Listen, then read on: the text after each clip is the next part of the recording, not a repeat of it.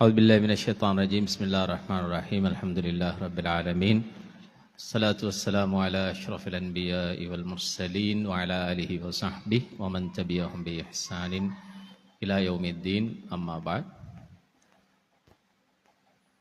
அன்புக்குரிய தாய்மார்களே சகோதரிகளே அஸ்ஸலாமு அலைக்கும் வரஹ்மத்துல்லாஹி வபரகாத்து. ஆரம்பத்தில் இந்த நிகழ்ச்சி தாமதமாக ஆரம்பிப்பதையிட்டு உங்களிடத்திலே நாங்கள் உங்களுடைய வருத்தத்தை தெரிவித்துக் கொள்கின்றோம். அந்த தாமதம் அது உங்களுக்கான தாமதம் ஓரளவு வந்து சேர வேண்டும் என்பதற்காக நாங்கள் அந்த நேரத்தை எடுக்க வேண்டியிருந்தது. இன்று ஒரு முக்கியமான தலைப்பிலே உங்களோடு கலந்துரையாட இருக்கின்றோம். பிள்ளை வளர்ப்பிலே முன்பள்ளி பருவத்தினுடைய அந்த முக்கியத்துவம், பெற்றோர்களுடைய பங்களிப்பு என்ற அந்த தலைப்பிலே உங்களுக்கு தெரியும் டாக்டர் ரைஸ் முஸ்தபா அவர்கள் சிறுபிள்ளை வைத்திய நிபுணர் மாத்திரமல்ல, இந்த துறையிலே பெற்றோர்களுக்கான வழிகாட்டல்களை சர்வதேச மட்டத்திலே நடத்தி கொண்டு வருகின்றார்கள். அப்ரார் ஃபவுண்டேஷன் மூலமாக இந்த நிகழ்ச்சியை நாங்கள் ஏற்பாடு செய்திருக்கின்றோம். அப்ரார் ஃபவுண்டேஷன் ஒரு நிலைபெறான சமூக மாற்றம் ஒன்று ஏற்படுத்த வேண்டும் என்பதற்கான ஒரு மூலோபாய திட்டம் ஒன்றை முன்வைத்து இயங்கிக் கொண்டிருக்கின்ற ஒரு அமைப்பு. சமூக மாற்றம் என்பது வெறுமனே பயான்கள் மூலமாக வரமாட்டாது. அது திட்டமிட்ட அடிப்படையில் முன்னெடுக்கப்பட வேண்டும். அதற்கான திட்டம் கருவறையிலே இருந்து ஆரம்பிக்க வேண்டும் என்பதுதான் அப்ராரினுடைய சிந்தனை. அந்த சிந்தனையை மக்கள் மயப்படுத்துகின்ற நோக்கத்திலே இந்த நிகழ்ச்சிகளை நாங்கள் ஏற்பாடு செய்து கொண்டிருக்கின்றோம். காத்தாங்குடியிலும் அதனுடைய ஒரு கிளையை நாங்கள் ஆரம்பித்திருக்கிறோம். அதிலே இப்பொழுது சில நிகழ்ச்சிகளை முன்னெடுக்கின்றோம். அதிலே ஒன்று ஃபீட்டல் யூனிட் என்பது கர்ப்பிணி தாய்மார்களை எடுத்து அவர்களுக்கு 10 ஒர்க் ஷாப்புகள் நடைபெறுகின்றன. கருவிலே இருக்கின்ற சிசுவினுடைய வளர்ச்சி சம்பந்தமாக தாய்மார்களுக்கு விழிப்பூட்டுவதற்காக. இரண்டாவது நர்சரி, குரான் மதரசாவையும் ஏஎம்ஐ சிஸ்டம் ரெண்டையும் இணைத்த ஒரு நர்சரியையும் நாங்கள் நடத்தி வருகின்றோம். நீங்கள் அதனை கேள்விப்பட்டிருப்பீர்கள். அந்த வகையிலே சமூகத்திற்காக இந்த கருத்தை சொல்ல வேண்டும் என்பதற்காக இப்படியான விழிப்பூட்டல் நிகழ்ச்சிகளை நாங்கள் ஏற்பாடு செய்கின்றோம். அந்த வகையிலே தான் இன்று குறிப்பாக பெற்றோர்களோடு இந்த விடயத்தை பேசுவதற்காக நாங்கள் ஏற்பாடு செய்திருக்கிறோம். அந்த வகையில் டாக்டர் ரைஸ் முஸ்தபா அவர்கள் லண்டனில் இருந்து வருகை தந்திருக்கின்றார்கள். ஒரு நாள் விஜயமாக காத்தாங்குடிக்கு வந்தவர்கள். காலையிலே நாங்கள் 3 நிகழ்ச்சிகளை அப்ராரிலே செய்தோம். இதனை பொதுமக்களோடு கலந்துரையாட வேண்டும் என்பதற்காக இங்கு அந்த நிகழ்ச்சியை ஏற்பாடு செய்திருக்கின்றோம். அந்த வகையில் குழந்தை வளர்ப்பில் முன்பள்ளி பருவத்தினுடைய முக்கியத்துவமும் பெற்றோருடைய பங்களிப்பும் என்ற தலைப்பில் இன்ஷா அல்லாஹ் உங்களோடு டாக்டர் ரைஸ் முஸ்தபா அவர்கள் உரையாடுவார்.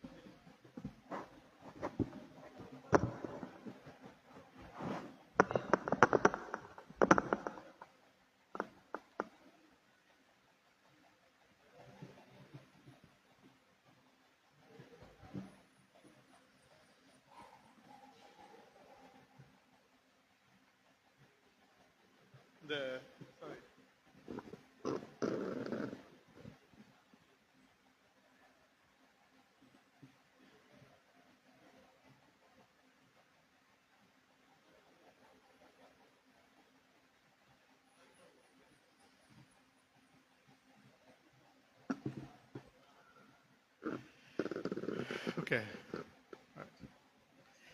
பிஸ்மில்லாஹிர் ரஹ்மானிர் ரஹீம். அல்ஹம்துலில்லாஹ், ஸலாத்து வஸ்ஸலாமு அலா ரசூலில்லாஹ் வ அலா ஆலிஹி வஸஹ்பிஹி அஜ்மாயின். அம்மா பாத். அன்புக்கும் மதிப்புக்கும் உரிய அப்ரார் ஃபவுண்டேஷனுடைய டைரக்டர் ஆபரேஷன்ஸ் ஷேக் அக்ரம் அபுபக்கர் நலிமி அவர்களே, மற்றும் இங்கு வந்திருக்கின்ற விருந்தினர்களே, சகோதரர்களே, பெற்றோர்களே, சகோதரிகளே, அஸ்ஸலாமு அலைக்கும் வரஹ்மத்துல்லாஹி வபரகாத்துஹு. இன்று இன்ஷா அல்லாஹ் ஒரு மணி நேரம்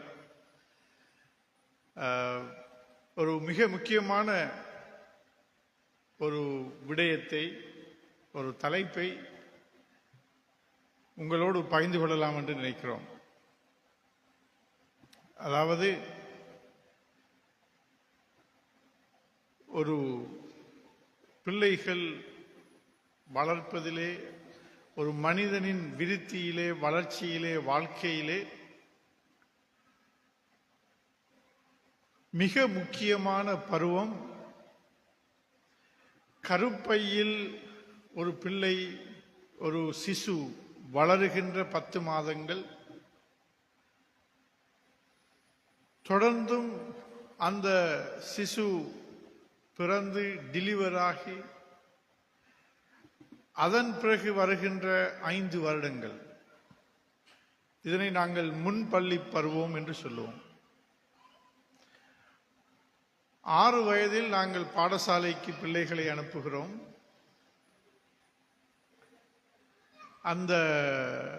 அப்படி நாங்கள் பாடசாலைக்கு பிள்ளைகளை 6 வயதில் அனுப்புகின்ற பொழுது அந்த பிள்ளை கருப்பையில் 10 மாதங்கள், அதற்கு முன்னால் பாடசாலை செல்வதற்கு முன்னால், ஸ்கூலுக்கு போறதுக்கு முன்னால 5 வருடங்கள், 5 வருடமும் 10 மாதமும் வேறொரு சூழல்ல அந்த பிள்ளை வாழுது. பாடசாலை சூழல் அல்ல, ஸ்கூல்ல படிக்கிற இல்லை, ஸ்கூல் சூழல் அல்ல. இந்த 5 வருஷமும் கருப்பை 10 மாதமும் இந்த பிள்ளை அதோட லைஃப், அதோட வாழ்க்கை ஒன்று. முதல் 10 மாதமும் கருப்பையின் சூழல், அந்த பிள்ளை சிசு வாழ்ற சூழல் கருப்பை. அதுக்கு பிறகு அந்த பிள்ளை பிறந்த பேபி, ஒரு நியூபோர்ன் பேபி வாழ்ற சூழல் தாயின் மடி. அதுக்கு பிறகு அந்த வீட்டில் இருக்கிற மற்ற பெற்றோர்கள், உறவினர்கள், சகோதரர்கள், சகோதரி இவர்களுடைய கையில, மடியில, வீட்டில் வாழும். அதுக்கு பிறகு அந்த வீட்டு சூழல். அதுக்கு பின்னால சில நேரம் மற்ற எக்ஸ்டெண்டட் ஃபேமிலி சூழல். அதுக்கப்புறம் நீங்க நர்சரிக்கு அனுப்புவீங்க சில நேரம், அந்த நர்சரி சூழல். இந்த சூழல்ல தான் இந்த பிள்ளை வாழுது. எனவே இந்த கால பகுதி, கருப்பையின் 10 மாதங்களும் அதன் பிள்ளை டெலிவர் ஆகி பிறந்ததுக்கு பிறகு வார 5 வருடங்களும் ஒரு பிள்ளையோட வாழ்க்கையில எவ்வளவு முக்கியமானது. இது சம்பந்தமாக ஒவ்வொரு பெற்றோரும், தாயும் தந்தையும் நாங்க எந்த அளவு தெரிஞ்சு வச்சுக்கொள்ள வேணும் என்றது மிக முக்கியமான ஒரு மேட்டராக இருக்குது. இதுல பலர் நாங்கள் தவறிழைக்கிறோம். இந்த நேரத்தில் நாங்க செய்ய வேண்டிய, அதாவது இந்த பிள்ளைய வளருகின்ற, விருத்தி அடைகின்ற பிள்ளைக்கு நாங்க மேக்சிமம் சப்போர்ட், ஆதரவை கொடுக்கிறோமா என்று கேட்டால் அநேகமான சந்தர்ப்பங்களில் இல்லை என்றுதான் பதில் இருக்குது. எனவே இந்த ஒரு மணி நேரத்தில் நான் உங்களோட பகிர்ந்து கொள்ள போறது என்னன்னு சொன்னா, இந்த கருப்பையின் 10 மாதங்களும் பிறந்ததுக்கு பிறகு ஸ்கூலுக்கு போறதுக்கு உள்ளுக்கு முதல் இருக்கிற இந்த 5 வருடங்களும் உள்ள வாழ்க்கை, அந்த பிள்ளையோட வாழ்க்கை அது எப்படியானது, அந்த வாழ்க்கை எப்படிப்பட்டது, அந்த பிள்ளையோட ஆற்றல்கள், திறமைகள், ஆளுமைகள் இவையெல்லாம் என்ன, அதை விருத்தி அடைந்து இந்த பிள்ளைகளை ஒரு பெரும் மனிதனாக, ஒரு ஆளுமை மிக்க ஒரு பெரிய ஒரு மனிதராக வாழ வைக்கிறதுக்கு இந்த கால பகுதி நாங்கள் எப்படி பயன்படுத்தப்பட வேணும் என்ற விஷயங்கள் தான் நாங்கள் பேசியிருக்கிறோம். முதல்ல நாங்கள் கருப்பையை எடுத்துக்கொள்வோம். அந்த கருப்பையில் வாழுகின்ற அந்த 10 மாதங்கள், கருப்பையில் வாழுகின்ற ஒரு சிசு, அதை நாங்கள் பேபி என்று சொல்ல மாட்டோம். அதை சிசு என்று தமிழ்ல சிசு என்று சொல்லுவோம், ஆங்கிலத்தில் ஃபீட்டஸ் என்று சொல்லுவார்கள். அந்த ஃபீட்டஸ், அந்த சிசு இந்த 10 மாதங்களும் கருப்பை சூழலுக்குள் வாழ்ற இந்த 10 மாதங்கள், அந்த 10 மாதங்களில் அது எந்த அளவு முக்கியம் என்று சொன்னா, இந்த பிள்ளை பிறந்து ஒரு 10 தசாப்தங்கள் வாழ முடியும். 100 ஆண்டுகள், 10 தசாப்தங்கள் அந்த பிள்ளைக்கு வாழ முடியும். அந்த 10 தசாப்தங்களை விடவும் மிக முக்கியமான பகுதி ஒரு பிள்ளையோட வாழ்க்கையில அந்த 10 மாதங்கள். இதை நான் சும்மா சொல்ல இல்லை. இது 10 மாதம் ஆக முக்கியமானது, 10 தசாப்தங்கள் 100 ஆண்டுகளை விட என்று நான் சும்மா சொல்ல இல்லை. நான் ஒரு ஃபேக்டை சொல்றேன். உதாரணத்துக்கு,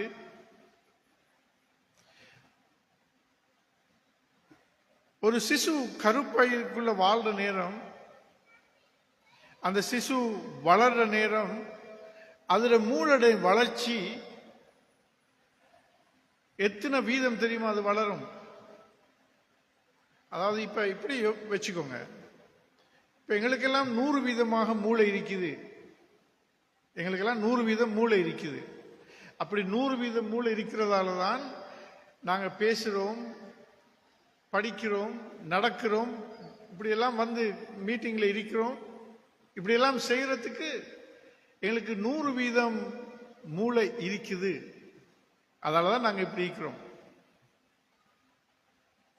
இந்த 100 வீத மூளையும் ஒரு மனிதன்ல வளர்றதுக்கு எவ்வளவு காலம் எடுக்கும் என்று கேட்டா நீங்க ஆச்சரியப்படுவீங்க. ரைட்?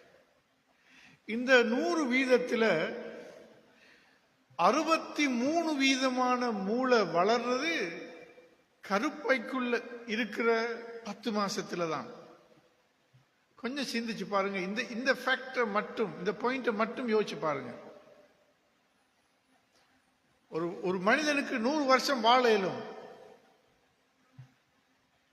ஒரு மனிதன் வாழ்றதுக்கு மிக முக்கியமான உறுப்பு மூளை, தலை. மூளை 100 வீதம் வேலை செய்யணும். அப்பதான் எங்களுக்கு பேசலும், பார்க்கலும், கதைக்கலும், சிந்திக்கலும், படிக்கலும், நடக்கலும், ஓடையிலும், இதெல்லாம் செய்யலும்.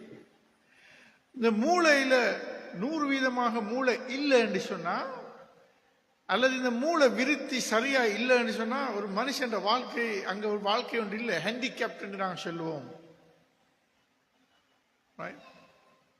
ஒரு மந்தமான ஒரு மூளை இருக்குமென்னு சொன்னா ஹேண்டிகேப்ட்,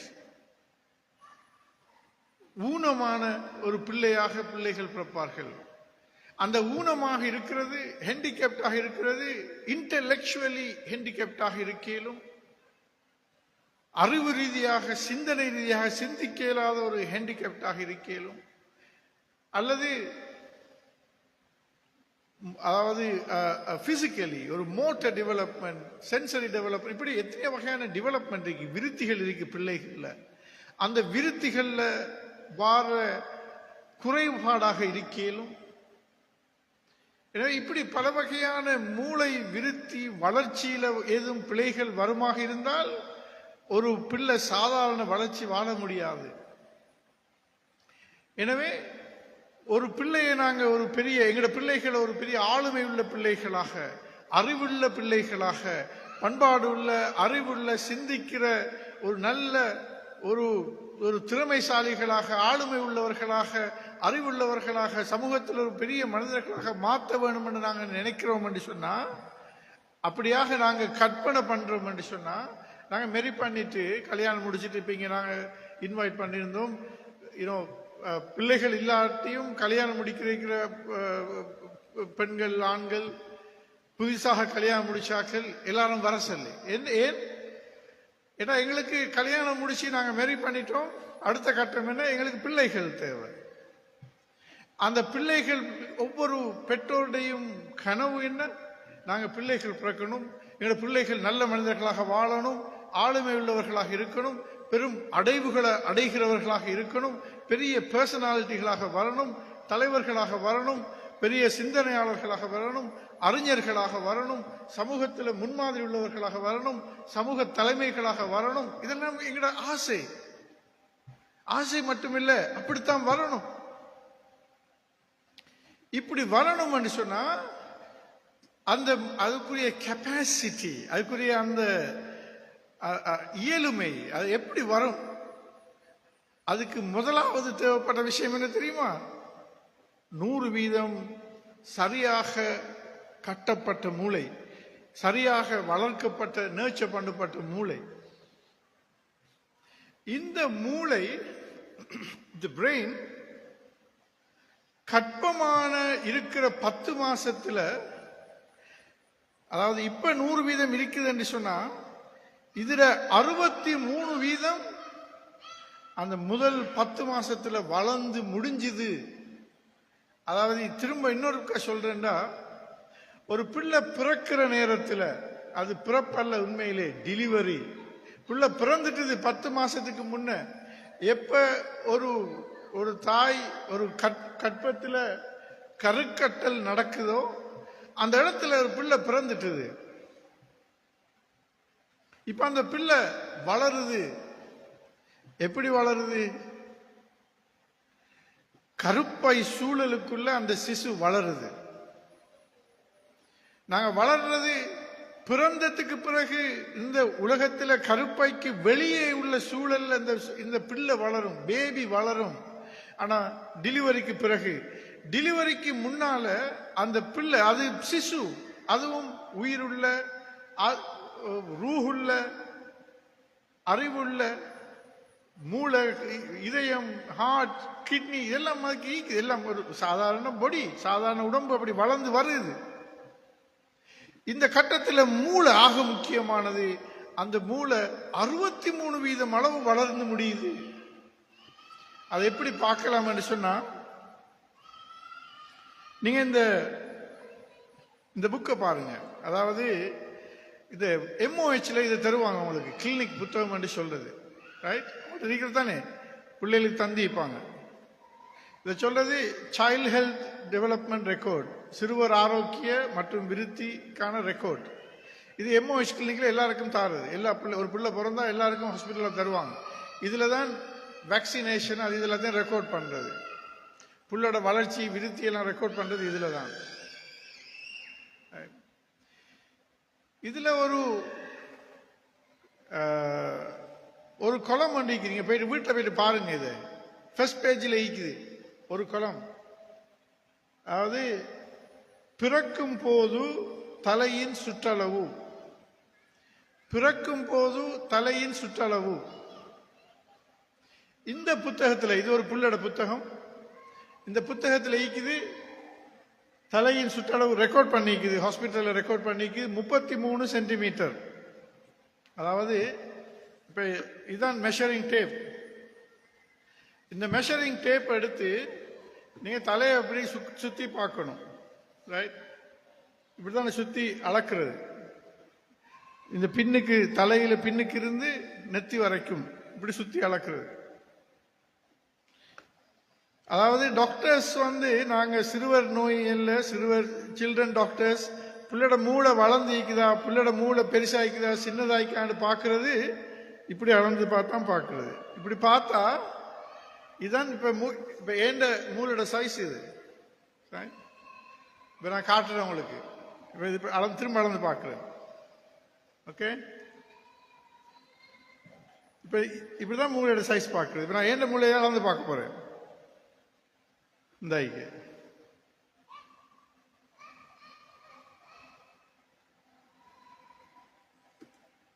சாரி, இந்த பக்கத்தில், மற்ற பக்கத்தில் இருக்கு.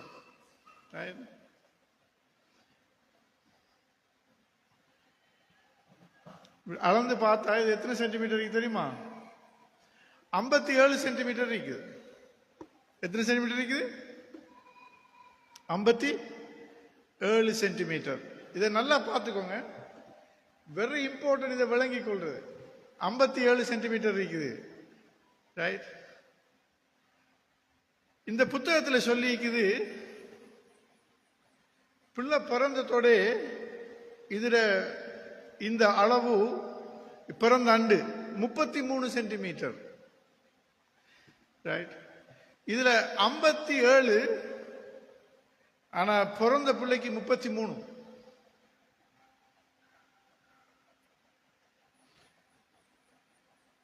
இந்த 57 ஆனா நார்மலி சாதாரணமாக இருக்கிறது 54, 55, 56, 57 இவ்வளவுதான் ஈக்கும். அது என்ன, அதாவது 55, 56 இப்படி ஏன் வரும்னு சொன்னா, அந்த மண்டை ஓட்டோட சைஸ், இந்த மண்டை ஓட்டோட திக்னஸ், முடி இதெல்லாத்தையும் வச்சு கூடும் குறையும். ஆனா மூளை அளந்து பார்த்தா உள்ளுக்கு அது 54 சென்டிமீட்டர் இருக்கும், ரைட்? பிள்ளை பிறந்ததுல இதுல 33 போட்டிக்குது, ஆனா வளமையாக இருக்கிறது 34. சில நேரம் மெஷர்மெண்ட்ல மிஸ்டேக் இந்த கீழும் நாங்க 34 எடுப்போம், ஆனா போட்டிக்கு 33. இந்த ரெக்கார்டுக்குரிய பிள்ளைட பிறந்த ஆண்டு இதுல சைஸ். இப்ப 54 சென்டிமீட்டர் 100 வீதம், 34 சென்டிமீட்டர் எத்தனை வீதம்? 54க்கு 34 எத்தனை வீதம்? 63 வீதம். அப்ப அதுல இருந்து நாங்க என்னத்தை விளங்கிக் கொள்றோம்? கற்பத்துல ஒரு பிள்ளோட மூளை 63 வீதம் வளர்ந்து முடிஞ்சுது. எனவே இந்த 63 வீத வளர்ச்சியும் 63 வீதமான மூளோட வளர்ச்சி கற்பத்துக்குள்ள நடக்குது. பிறந்ததுக்கு பிறகு எங்களுக்கு வளர்றதுக்கு இருக்கிறது 37 வீதம் மட்டும்தான். அப்ப அந்த பிறந்ததுக்கு பிறகு உள்ள 100 வருஷம் முக்கியமா மூளை வளர்ச்சியில, அல்லது பிறக்கிறதுக்கு முன்னுக்கு இருந்த கற்பத்தில் இருக்கிற இந்த 10 மாசம் முக்கியமா? 63 வீதம் பெரிசா 37 வீதம் பெரிசா? இந்த கேள்வியை நாங்க கேட்கணும். வெரி ஆப்வியஸ், மிக தெளிவாக விளங்குது எங்களுக்கு. என்னன்னு சொன்னா, இந்த 63 வீதம் இதுதான் மிக முக்கியமான பகுதி என்னதை இப்ப நாங்கள் எல்லாரும் ஒத்துக்கொள்வோம். எனவே கருப்பை என்ற அந்த சூழலுக்குள்ளுக்கு 63 வீதம் மூளை வளருது என்று சொன்னா, நாங்க எங்களோட பிள்ளைகளை ஸ்கூலுக்கு அனுப்புற நேரத்தில் நாங்க எல்லாரும் மூளை வளர்ச்சியை பத்தி யோசிப்போம். நாங்க பிள்ளை நல்ல மூளை வளர்ந்த மூளை விருத்தியான நல்ல மூளை உள்ள பிள்ளைகளை நாங்க வளர்த்து எடுக்கணும். அதுக்கு தான் நாங்க ஸ்கூலுக்கு அனுப்புறோம். S,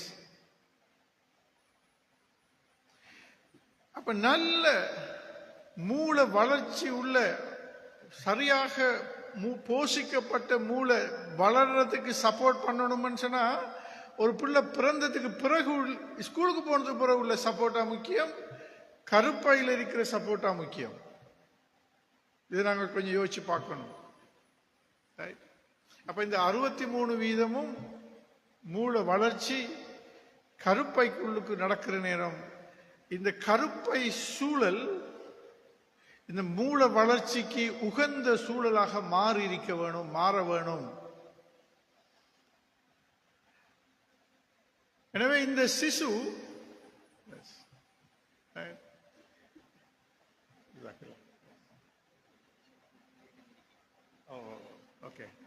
next time, S, right? இப்ப இந்த விஷயத்தை நாங்க இது வந்து சும்மா பயான் கேட்டுட்டு போற, இல்லாட்டி ஒரு லெக்சர் ஒன்று ஸ்பீச் ஒன்று கேட்டுட்டு போற சப்ஜெக்ட் இல்ல. மிக தெளிவாக விளங்க வேண்டிய ஒரு விஷயம். நீங்க ஒரு செய்தியை கேட்டுட்டு போனாலும் சரி. அப்ப இன்றைக்கு நாங்க இப்ப இதுவரைக்கும் பேசின சப்ஜெக்டை நான் திரும்ப சம்மரைஸ் பண்றேன்னு சொன்னா, ஒரு மனிதன் வாழ்க்கையில கருப்பையின் 10 மாசங்கள், இதுக்கு பிறகு வாழ இருக்கிற 10 தசாப்தங்கள், 100 வருஷ வாழ்க்கையில மூளை விருத்தி வளர்ச்சியை விட கூடுதலாக நடக்கிறது அந்த முதல் 10 மாதங்கள். இப்ப நான் உங்களுக்கு ப்ரூஃப் பண்ணி காட்டினேன். கருப்பைக்குள்ளுக்கு ஒரு சிசுவோட மூளை வளர்ச்சி எத்தனை வீதம் சொன்னோம்? 63 வீதம். அப்ப நாங்க ஒரு நல்ல ஆளுமையுள்ள திறமையான மூளை வளர்ச்சியுள்ள பிள்ளைகளை வளர்க்கணும் என்று சொன்னா 63 வீதம் மூளை வளர்ற கருப்பையின் 10 மாசத்தை டார்கெட் பண்ணணுமா, அல்லது பிறந்ததுக்கு பிறகு வளர இருக்கிற 37 வீதத்தை டார்கெட் பண்ணணுமா? எதை கூட டார்கெட் பண்ணணும்? கருப்பையத்தான் நாங்க கூட டார்கெட் பண்ணணும். எனவே பாயிண்ட் நம்பர் 1, எங்களோட பிள்ளைகள வளர்ச்சி, விருத்தி, பேரண்டிங், பிள்ளைகளை கொடுக்கிற சப்போர்ட், அதை நாங்க ஆரம்பிக்க வேண்டும். எப்ப தெரியுமா? பிள்ளை டெலிவர் பண்ணதுக்கு பிறகு அல்ல. பிள்ளையோட விருத்தியை பத்தி யோசிக்கிறது ஸ்கூலுக்கு அனுப்பினதுக்கு பிறகு அல்ல. இப்ப நாங்க 6 வயசுல பிள்ளைய ஸ்கூலுக்கு அனுப்புறோம். 5 வயசு முடிஞ்சதுக்கு பிறகு 6 வயசுல பிள்ளைய ஸ்கூலுக்கு அனுப்புறோம்.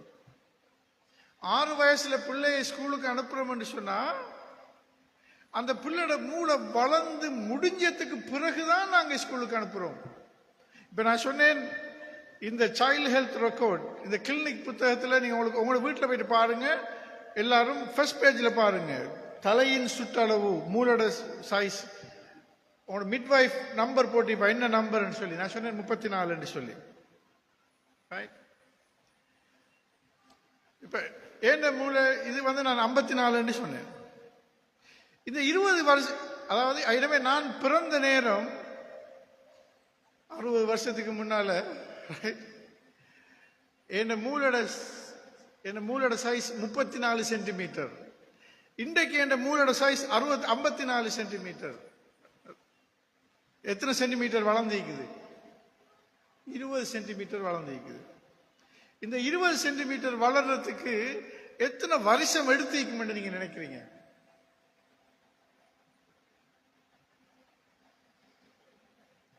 நாலு வருஷம். 4 வருஷம். நான் 4 வயசுல இருக்க போக்கல இருந்த மூளோட சைஸ் தான் இன்றைக்கும் எனக்கிட்ட இருக்குது. இந்த மூளோட சைஸ் எனக்கு 4 வயசுல வந்துட்டுது. சரியா? 4 வயசுக்கு பிறகு மூளை வளர்றே இல்லை. நான் சொன்ன பிறக்கிற நேரம் 63 வீதம். இப்ப ஒரு பிள்ளை 1 வயசு வச்சுக்கோங்க, 1 வயசு பிள்ளை. ஒரு வயசு பிள்ளைக்கு அந்த முதல் 1 வருஷமும் மூளையோட சைஸ் ஒரு பெரிய ஒருவருடைய மூளையோட ஒப்புற நேரம் 23 வீதம் வளரும். அப்ப பிறந்த உடனே 63 வீதம். பிள்ளைக்கு இப்ப 1 வயசு, மூளை எத்தனை வீதம் மீக்குது? 63 என்ன 23 கூட்டுங்க, எத்தனை வீதம்? 86 வீதம். இப்ப பிள்ளைக்கு வயசு எத்தனை? 1 வயசு. ஆனா மூளை எவ்வளவு வைக்குது? 86 வீதம் மீக்குது. இப்ப பிள்ளைக்கு 2 வயசு, இன்னொரு 10 வீதம் கூடும். பிள்ளைக்கு 2 வயசு, மூளை 96 வீதம் இருக்குது. இப்ப பிள்ளைக்கு 3 வயசு, இன்னொரு 3 வீதம் கூடும். பிள்ளைக்கு 3 வயசு, மூளை 99 வீதம் இருக்குது. இப்ப பிள்ளைக்கு 4 வயசு, 100 வீதம் மூளை வந்துட்டு. பிள்ளைக்கு 5 வயசு, எத்தனை வீதம் மூளை? 100 வீதம். 6 வயசு 100 வீதம், 7, 8, அதுக்கு பிறகு மூளை வளர்றது இல்லை. அதால தான் நீங்க இந்த growth சார்ட் இருக்கு தானே, இந்த சார்ட், அதாவது நீங்க கிளினிக் போனா மிட்வைஃப் மார்க் போட்டு பிள்ளையோட உயரம், பாரம், வயசு போற இந்த சார்ட்டை பார்த்தீங்கன்னு சொன்னா உயரம், பாரத்துக்கெல்லாம் 5, 6, 7, 8 வயசு, 10, 11, 18, 20 வயசு வரைக்கும் இந்த சார்ட் இருக்குது. இதை பார்த்தீங்கன்னா 20 வயசு வரைக்கும் இருக்கும். ஆனா மூளையின் சுற்றளவு என்ற சார்ட்டை பார்த்தீங்கன்னு சொன்னா, இதை பார்க்கல, உங்களை வீட்டுக்கு போயிட்டு பாருங்க. இதெல்லாம் இந்த கீழுக்குள்ள சார்ட், இந்த தலையின் சுற்றளவு, கீழே உள்ள சார்ட் தலையின் சுற்றளவு எத்தனை வருஷத்துக்கு இருக்கு தெரியுமா? 1வது வருடம், 2வது வருடம், 3வது வருடம், 3 வருஷத்தான் இருக்குது. ஏன் அதுக்கு பிறகு இல்லை? அதுக்கு பிறகு தேவையில்லை, வளரலையே. அதாவது இந்த 3வது வருஷத்தில் இருக்கிற கிராஃப் தான் 30வது வருஷத்திலையும் இருக்கும், 100 வருஷத்திலையும். அதுதான் கிராஃப்ல மாற்றம் இல்லை. எனவே இந்த கிராஃப் தேவை முதல் 3 வருஷத்துக்கு மட்டும்தான். ஏன்னா 99% வந்துட்டுது. அதுக்கு பிறகு கிராஃப் ஒன்று இல்லை. அதால தான் நீங்க பாருங்க, இப்ப என்ன கீழுக்குள்ளது எவ்வளவு தெரியுதோ தெரிய மாட்டாரு, இருந்தாலும் பார்த்துக்கோங்க. நீங்க ஒன்று இருக்கும் வீடு, ஒவ்வொருத்தோட வீட்லயும் இது இருக்குது. இதுல கீழுக்குள்ள ஷாட்டை பாருங்க, தலையின் சுற்றளவு 3 வருஷத்துக்கு தான் இருக்குது. ஆனா பாரம், உயரம் இதெல்லாம் 18-20 வருஷம் வரைக்கும் நிற்குது. இதுல நாங்க ஒரு பெரிய ஒரு பாடத்தை படிக்கிறோம். இப்ப நீங்க யோசிச்சு பார்க்கலாம். இப்ப இதுல 1 வயசு பிள்ளை இருந்தா எனக்கு அளந்து காட்டையிலும். 1 வருஷ பிள்ளைக்கு ஒரு வருஷ பிள்ளையை கொண்டு வாங்களே, தூக்கிட்டு வாங்க.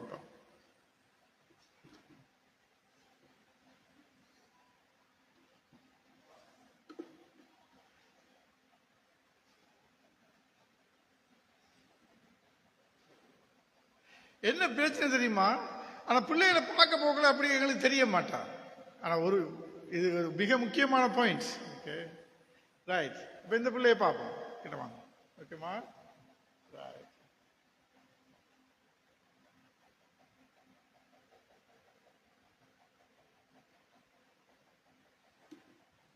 நாற்பத்தி 6 சென்டிமீட்டர். நீங்க உங்களோட 46.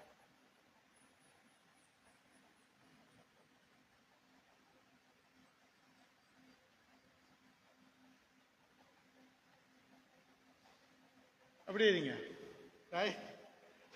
இது நாங்க ஒவ்வொருத்தரும் தெரிஞ்சுக்கொள்ள வேண்டிய பாடம். இந்த பிள்ளையோட தலையோட சைஸ் 46 சென்டிமீட்டர். எத்தனை வயசு? 1 வயசு. ரைட். உங்களுக்கு எத்தனை வயசு?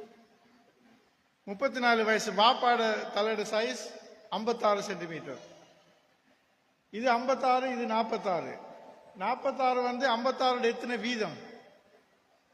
கால்குலேட்டர்ல போட்டு பாருங்க. அஜயர் 56. அவர் நல்லா கால்குலேட் பண்ணுவார், பிசினஸ் மேன் தானே. 46 56 எத்தனை வீதம்? இதுல சைஸ் 46. 1 வயசு பிள்ளை.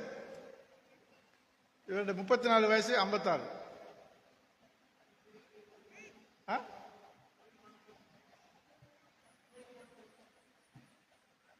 இல்லை கூட 56க்கு 56ல 46. 56க்கு 46னா 100க்கு எத்தனை? 70%. 82%. ஓகே சாரி, நான் மேத்ஸ்ல கொஞ்சம் வீக், அதெல்லாம் நான் டாக்டர் ஆனேன், இல்லாட்டி நான் இன்ஜினியர் ஆயிப்பேன். சரி, 82%. விளங்கிச்சா? இப்ப இதை கொஞ்சம் நல்லா பாருங்க. 1 வயசுக்குள்ள இப்ப நாங்க எல்லாருக்கும் முன்ன அளந்து காட்டுறேன். இதுல சைஸ் இதை பாத்தீங்கன்னு சொன்னா 46 சென்டிமீட்டர்.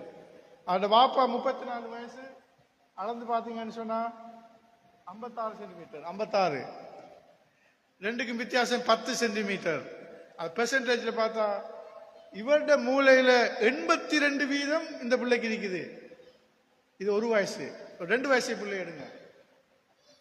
ரைட்.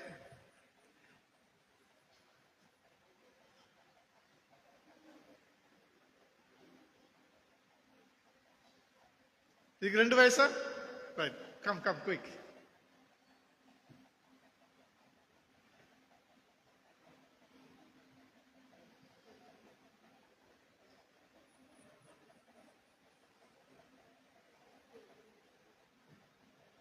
இப்ப 34 வயசு அவருடைய 100% பிரெயின் 56 நீங்க பார்த்துட்டோம். இது 2 வயசு. ரைட். 48 எத்தனை வீதம்? அப்ப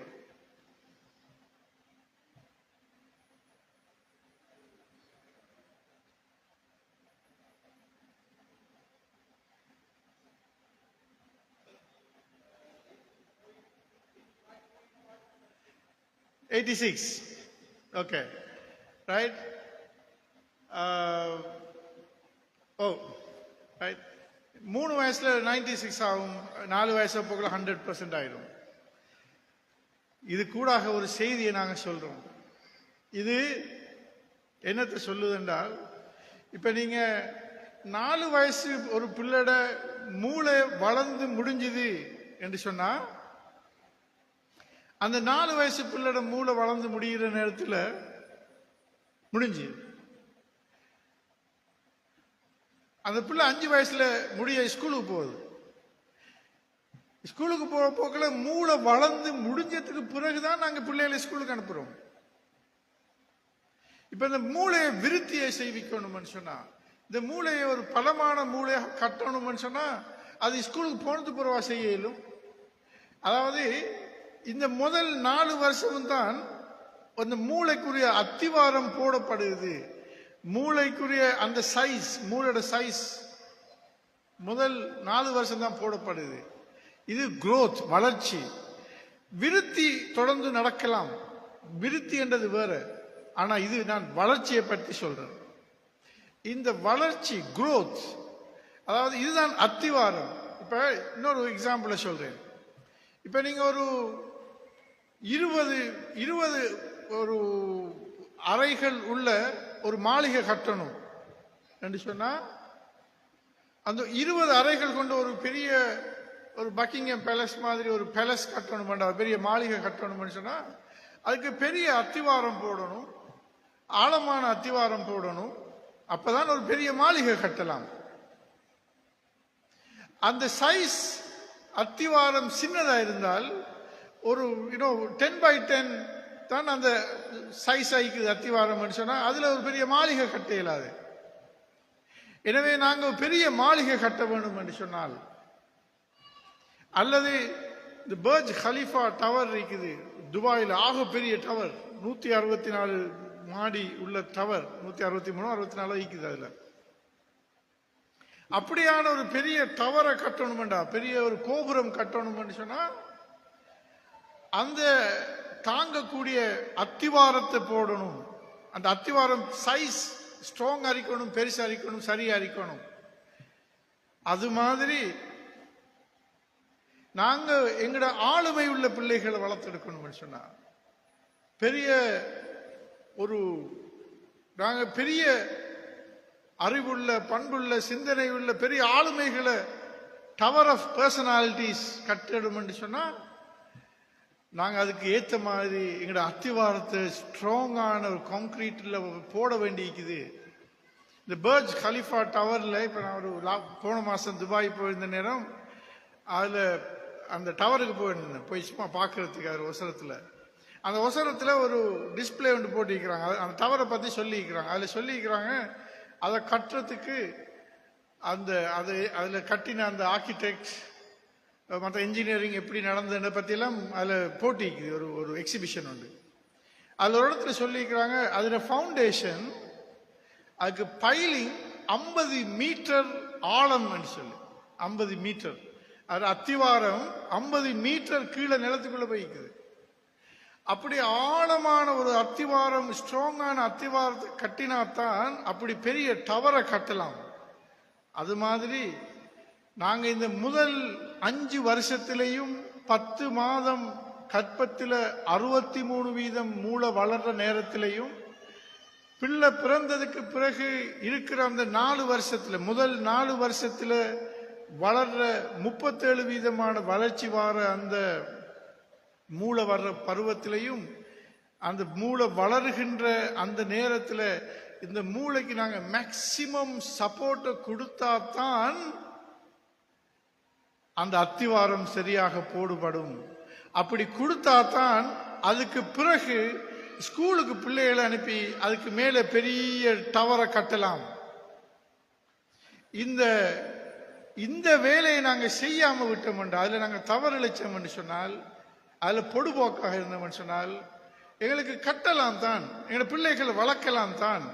ஆனா அவர்கள் ஆளுமைகளாக வரமாட்டார்கள், அவர்கள் பெரிய அறிஞர்களாக எல்லாரும் வரமாட்டார்கள். ஏன்னா மூளைக்கு சப்போர்ட் பண்ண இல்லை. நாங்க அவர்கள் பெரிய அடைவுகளை அடைகின்றவர்களாக வரமாட்டார்கள். 160 மாடி கட்டக்கூடிய கட்டும் ஆற்றலும் திறனும் கொண்ட அந்த மூளையும் அந்த அத்திவாரத்தை நாங்கள் பைல் பண்ணி போட இல்லைன்னு சொன்னா எங்களுக்கு டவர் கட்டல. சும்மா சாதாரண வீடு கட்டலாம். ஒரு ஃப்ளோர்ல கிரவுண்ட் ஃப்ளோர்ல மட்டும் ஒரு வீடு, இல்லாட்டி கிரவுண்ட் ஃப்ளோரும் ஃபர்ஸ்ட் ஃப்ளோரும் சேர்ந்து ஒரு அப்ஸ்டேர் வீடு, அவ்வளவுதான். ஆனா நாங்க இங்க பேசுற சப்ஜெக்ட் அப்படியான வீடுகள் கட்டுற சப்ஜெக்ட் அல்ல. அப்படியான ஆளுமைகள் உருவாக்குற மனிதர்களை பற்றியெல்லாம் நாங்க இங்க பேசுறோம். நாங்க இங்க பேசுறோம் சமூக மாற்றம் வரணும் என்று பேசுறோம். இங்க பேசுறோம் ஒரு ஆளுமை உள்ள பிள்ளைகள் வரணும் என்று சொல்லும், ஒரு அறிவு பரம்பரை வரணும் என்று பேசுறோம், ஆளுமை உள்ள பரம்பரை வரணும் என்று பேசுறோம். எதிர்காலம் சிறந்த பிள்ளைகள், அறிவும் ஆற்றலும் பண்பும் திறன்களும் உள்ள பிள்ளைகள் வளரும் என்று நாங்க பேசுறோம். அப்படின்னு சொன்னா அதுக்கு ஏத்த மாதிரி நாங்க அத்திவாரம் போடணும். அந்த அத்திவாரம் போட எப்படி போடணும், எதிர இம்பார்ட்டன்ஸ் விளங்குறது தான் நாங்க இதை இங்க பேசுறோம். இதுக்கு இன்னொரு உதாரணம் என்று சொல்றேன். சைனீஸ் பம்பு ட்ரீ என்ற ஒரு மூங்கில் மரம் இருக்குது.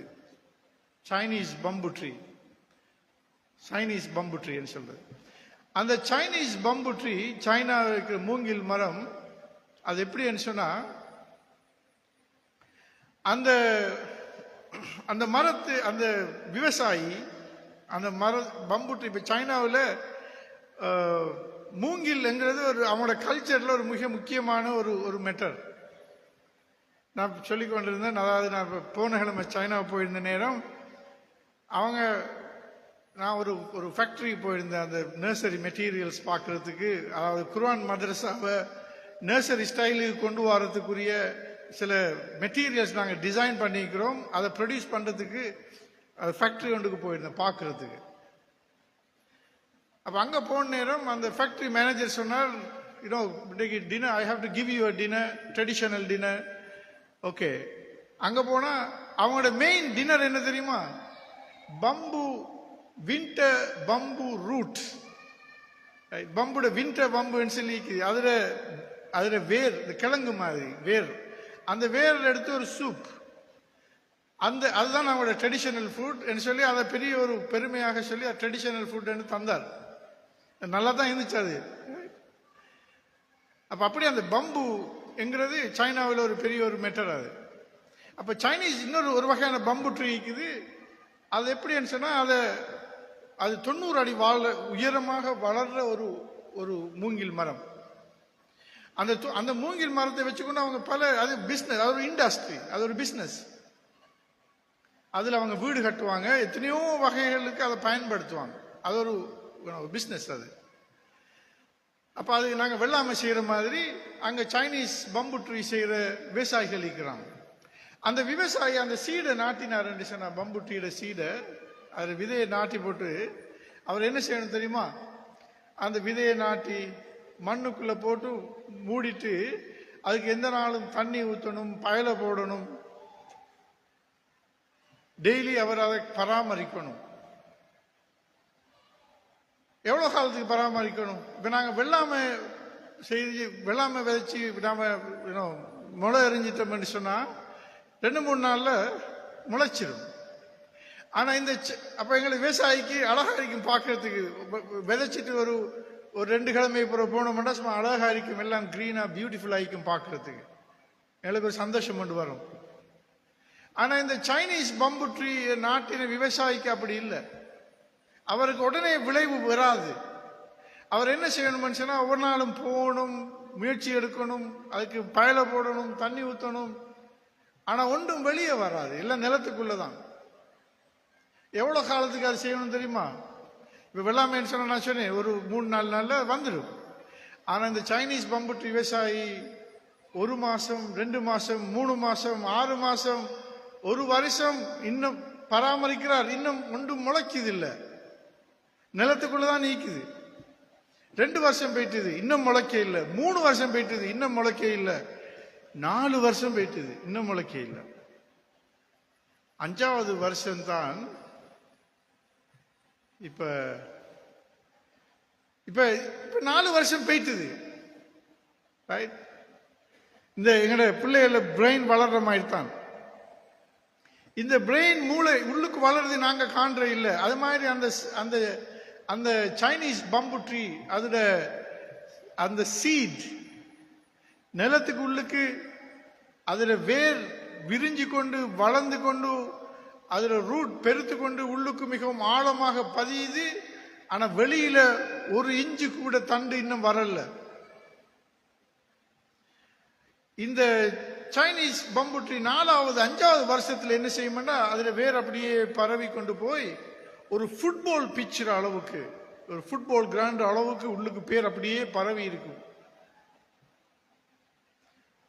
அப்படி வேரெல்லாம் பரவினத்துக்கு பிறகு 5வது வருஷத்துல அது முளைக்க தொடங்கும். இது அந்த அந்த விவசாயிக்கு தெரியும். அந்த சைனீஸ் பம்பு ட்ரீ நாட்டு விவசாயிக்கு தெரியும். அந்த விவசாயி அந்த நம்பிக்கையோட அதை பத்தின அறிவு அவருக்கு இருக்குது. இப்படித்தான் முதல் 4 வருஷம் ஒன்றும் வராது, நான் பராமரிக்கணும், நான் அதுக்கு பயல போடணும், தண்ணி ஊற்றணும், நல்ல சூழலை கொடுக்கணும், நம்பிக்கையோட இருக்கணும், எதிர்பார்த்திருக்கணும். இது நான் அப்படி தொடர்ந்து முயற்சி செஞ்சு நம்பிக்கையோட என்ற அறிவு பின்னணியும் என்ற அனுபவ பின்னணியும் இருக்குது. அதை வச்சு நான் இதை தொடர்ந்தும் பராமரித்து கொண்டு வந்தால் 5வது வருஷத்துல முளைக்க தொடங்கிட்டேன்னு சொன்னா அதுக்கு பிறகு அவர் அந்த பக்கம் போக தேவையில்லை. அவர் வீட்டுக்கு போயிட்டு அழகா தூங்கலும். அது முளைக்க தொடங்கிச்சேன்னு சொன்னா 4-5 வருஷம் முளைக்காம இருந்த இந்த சைனீஸ் பம்பு ட்ரீ வெளியில முளைக்க இல்லை, ஆனா உள்ளுக்கு வேர் மிக ஆழமாக அகலமாக வேரோடி போகும். அது வெளியில் உள்ள ஆட்களுக்கு தெரியாது. ஆனா அது வெளியில முளைக்க தொடங்கிட்டேன்னு சொன்னா 6 கிழமையில 90 அடி வளரும். 1.5 மாசத்துல 90 அடி வளரும். அந்த வளர தொடங்கினா அதுக்கு பிறகு நாங்க ஒன்றும் போட தேவையில்லை, பயல தண்ணி ஒன்றும் தேவையில்லை. இதே மாதிரி தான் பிள்ளைகள் எங்களோட முன்பள்ளி பருவம். Exactly the same. முதல் 4 வருஷமும் எங்களுக்கு விளங்காது. வயிற்றுல 10 மாசம் 63% பிரெயின் வளருது, எங்களுக்கு தெரியாது. பிறந்து 4 வருஷத்துல 37% பிரெயின் வளருது, எங்களுக்கு தெரியாது. 4 வருஷம் முடிய 100% பிரெயின் வளர்ந்து முடிஞ்சது, எங்களுக்கு தெரியாது. ஆனா என்ன நடந்திருக்குது, இங்க ஒரு பெரிய டவர் கட்டுறதுக்கான அத்திவாரம் போட்டு முடிஞ்சிருக்குது. ஆனா அந்த அத்திவாரம் நாங்க களிமண்ணால போட்டு இருக்கிறோமா அல்லது கான்கிரீட்டால போட்டு இருக்கிறோமா அல்லது பர்ஜ் ஹலீஃபா டவர்ல மாதிரி பைல் பண்ணி போட்டு இருக்கிறமாண்டத்துல தான் தங்கி இருக்குது இந்த பிள்ளோட ஆளுமையும் விருத்தியும் ஆற்றலும் உயர்வும் வளர்ச்சியும் விருத்தியும் எல்லாமே. எனவே எப்படி இந்த சைனீஸ் பம்பு ட்ரீ விவசாயி பொறுமையோடையும் அறிவோடையும் ஒரு தொடர்ந்தும் ஒரு நம்பிக்கையோட இது வளரும் என்று தெரிஞ்சு அந்த அறிவு பின்னணியோடையும் அந்த ட்ரஸ்ட் நம்பிக்கையோடையும் அதை செய்கிறாரோ, நாங்களும் அதே ஒரு சைனீஸ் பம்பு ட்ரீ விவசாயி மாதிரி முதல் 5 வருஷமும் கருப்பையின் 10 மாதங்களும் அதை நாங்கள் சப்போர்ட் பண்ணுவோம்னு சொன்னா எங்களுக்கும் அந்த ஆளுமைகளை உருவாக்கலாம். எனவே இந்த செய்தி இந்த செய்தி நான் இப்ப சொன்ன இவ்வளவு சப்ஜெக்டும் இது ஒரு மிக முக்கியமான ஒரு விஷயம். ஆனா நிறைய இதை பத்தி யாரும் நிறைய நாங்க பேசுற விஷயம் ஒன்று அல்ல இதெல்லாம். ஆனா இது உள்ள விஷயம் தான். இப்ப இதெல்லாத்தையும் இந்த சைல்ட் ஹெல்த் ரெக்கார்டு இந்த கிளினிக் புத்தகத்துல மிட்வைஃப் தார இந்த புத்தகத்துல 1வது பக்கத்துல இது சப்ஜெக்ட் இருக்குது. யார் எத்தனை பேருக்கு தெரியும்? ஆனா இதுக்கு பின்னால ஒரு அதாவது யுனைடெட் நேஷன் சைல்ட் யூனிசெஃப்ல பெரிய ரிசர்ச்சுக்கு பின்னால கொண்டு வந்த புத்தகம் தான் இது. ஆனா இது சும்மா எல்லாரும் சும்மா வச்சுக்கிறோம். எனவே இந்த நிகழ்ச்சி கூடாக இந்த செய்தி மட்டும் உங்களுக்கு நீங்க அதை சரியா விளங்கி அதை சீரியஸா எடுப்பீங்கன்னு சொன்னா அதே போதுமானது. இப்ப நான் இன்னொரு செய்தியை சொல்றேன். இப்ப எங்கட பிள்ளைகள் வளர்க்கறதுல ஒரு பெரிய பிரச்சனை உண்டு. எப்படின்னு சொன்னா இப்ப எல்லாரும் வாரது இப்ப பிள்ளை ஓலவல் பிள்ளைக்கு 10 வயசு இல்லாட்டி 15 வயசு ஓலவல் டைம் ஏலவல் டைம் என் பிள்ளை படிக்கிறான் இல்லை, என் பிள்ளை சரியா ஓதுறான் இல்லை, பிஹேவியர் நல்லா இல்லை, ரைட், ஹைப்பர் ஆக்டிவ் ஆகிக்கிறான், எத்தனையோ பிரச்சனையோட வருவாங்க. படிப்பு வருது இல்லை, இல்லாட்டி மெமரி பவர் போதாது, இப்படி நிறைய பேர் வருவாங்க. ஏன் அந்த பிரச்சனை வருது தெரியுமா? நாங்க பல சந்தர்ப்பத்தில் எங்களோட பிள்ளைகளை வளர்க்கறதுக்கு நாங்க ஆரம்பிக்கிறது, பிள்ளைகளை வளர்க்கறதுக்குரிய ப்ரொஜெக்ட் பிளானை ஸ்டார்ட் பண்றது மிச்சம் லேட் ஆகித்தான். ஓலவெல்ல 5, 10 வயசுல, 12 வயசுல, 13 வயசுல அது சரி வராது. இப்ப நான் சொன்ன இந்த விஷயத்தை விளங்கி கொண்டீங்கன்னு சொன்னா இப்ப சொல்லுங்க பாப்போம். மூளை வளர்ச்சி கற்பத்தில் 63% இருக்குது, பிறந்ததுக்கு பிறகு 37% இருக்குது. நான் திரும்ப திரும்ப இதை சொல்றேன், ஏனென்றா இது பதியணுமன்றதுக்காக. இந்த செய்தி மட்டும் மக்கள் மயப்படுத்தப்பட்டாலே போதுமன்றதுக்காக.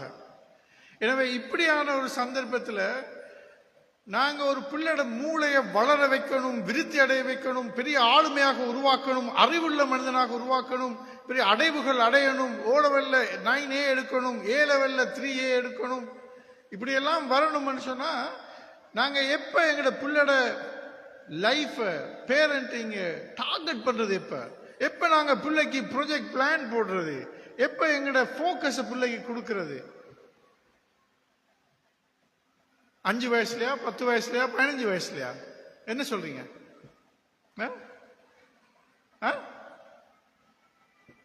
சொல்லுங்க. எங்கட போக்கஸ் நாங்க கொடுக்கணும் 67% பிரெயின் வளர்ற டைமுக்கு.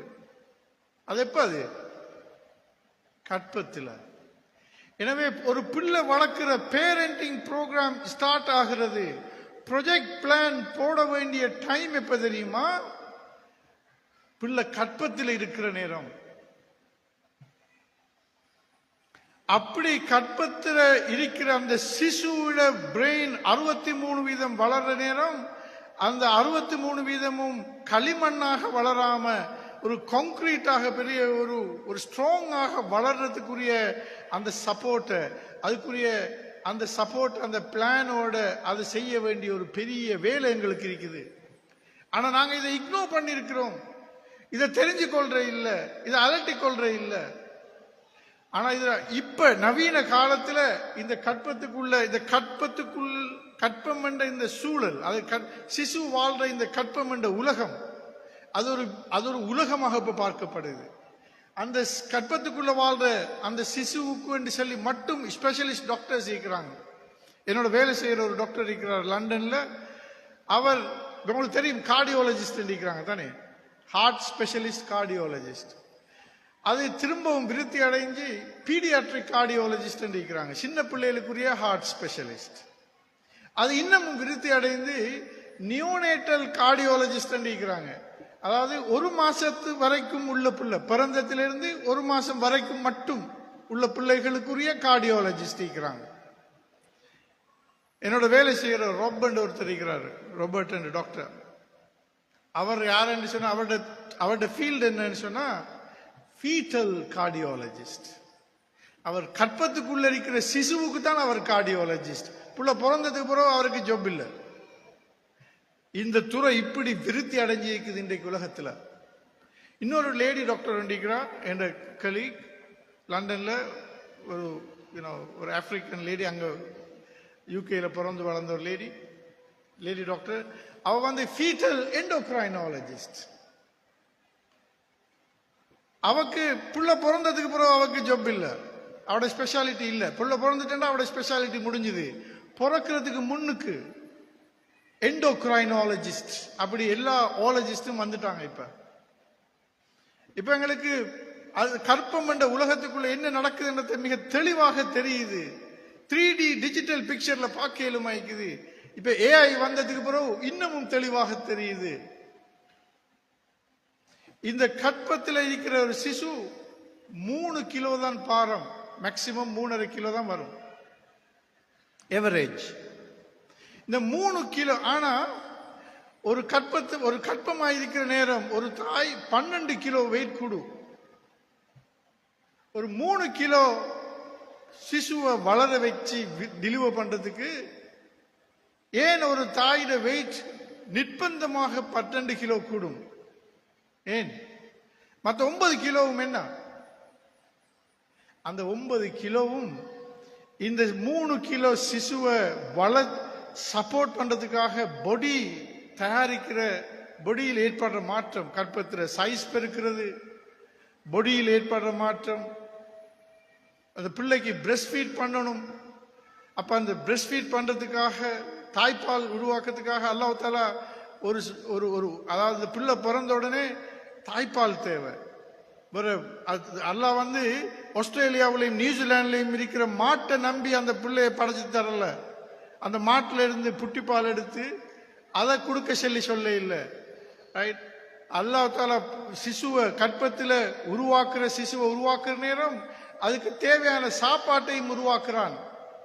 என்று அல்லாஹ் சொல்றான், வஃபிஸ் ஸமாஇ ரிஸ்குக்கும் வமா துஅதூன், வானத்திலேயும் உங்களுக்குரிய எல்லா ரிஸ்க்கும் அல்லாஹ் வெளியில வச்சிருக்கிறான். எதெல்லாம் ரிஸ்க்கும் வாக்களிக்கப்பட்டதெல்லாம் அல்லாஹ் தருவான், வெளியில இருக்குது, தந்திருக்கிறேன் என்று அல்லாஹ் சொல்றான். வமா மின் தாபத்தின் ஃபில் அர்தி இல்லா அலல்லாஹி ரிஸ்குஹா, ஒரு ஊந்து திரிகிற எந்த ஒரு ஜீவராசியும் மூவ் பண்ற ஒரு உயிர் இருக்குமாக இருந்தால் அது சிசு உட்பட, சிசுவுக்கும் மூவ் பண்ற உயிர் இருக்குது, அது மூவ் பண்ணும், அது ஒரு தாப்பா. அந்த அல்லாஹ் சொல்றான், உலகத்தில் ஒரு தாப்பா இருக்குமாக இருந்தால், ஒரு உயிர் இருக்குமாக இருந்தால் அந்த உயிருக்கு சாப்பாடு கொடுக்கிற பொறுப்பு அல்லாஹ் கிட்ட இருக்குது. அப்படி சாப்பாடு இல்லைன்னு சொன்னா அந்த உயிர் இருக்காது என்று அல்லாஹ் சொல்றான்.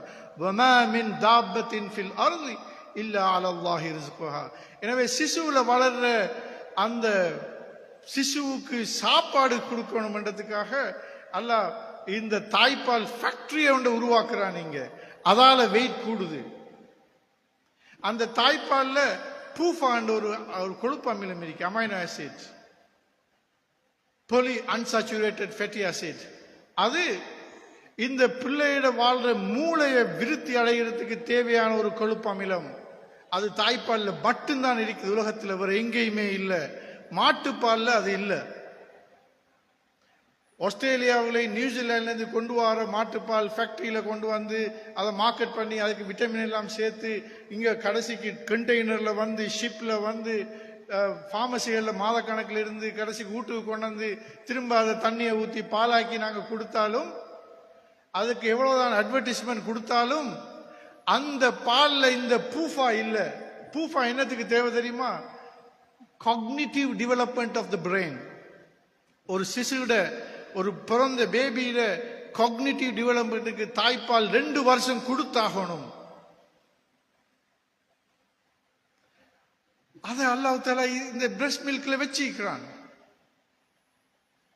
இதெல்லாம் வச்சு கொண்டுதான் சில பெண்கள் வருவாங்க, சில எங்கள்ட்ட கிளினிக் வருவாங்க, டாக்டர் நல்ல விட்டமின் பால் ஒன்று எழுதித்தாங்கன்னு கேட்பாங்க. நான் இந்த லைஃப்ல நாங்கள் நம்புங்க, நான் 30 வருஷமாக இந்த பிராக்டிஸ் பண்றேன். ஒரு நாளாவது நான் ஒரு ஒரு புட்டிப்பால் பிரிஸ்கிரைப் பண்ணின சரித்திரமே கிடையாது. அதை நான் பெருமையோடு சொல்றேன்.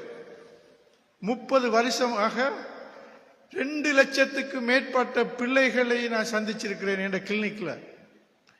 ஆனா ஒரு நாளா எத்தனையோ பேர் வந்திருக்கிறாங்க, ஆயிரக்கணக்கான பேர் வந்திருக்கிறாங்க, நல்ல விட்டமின் பால் எழுதித்தாங்க.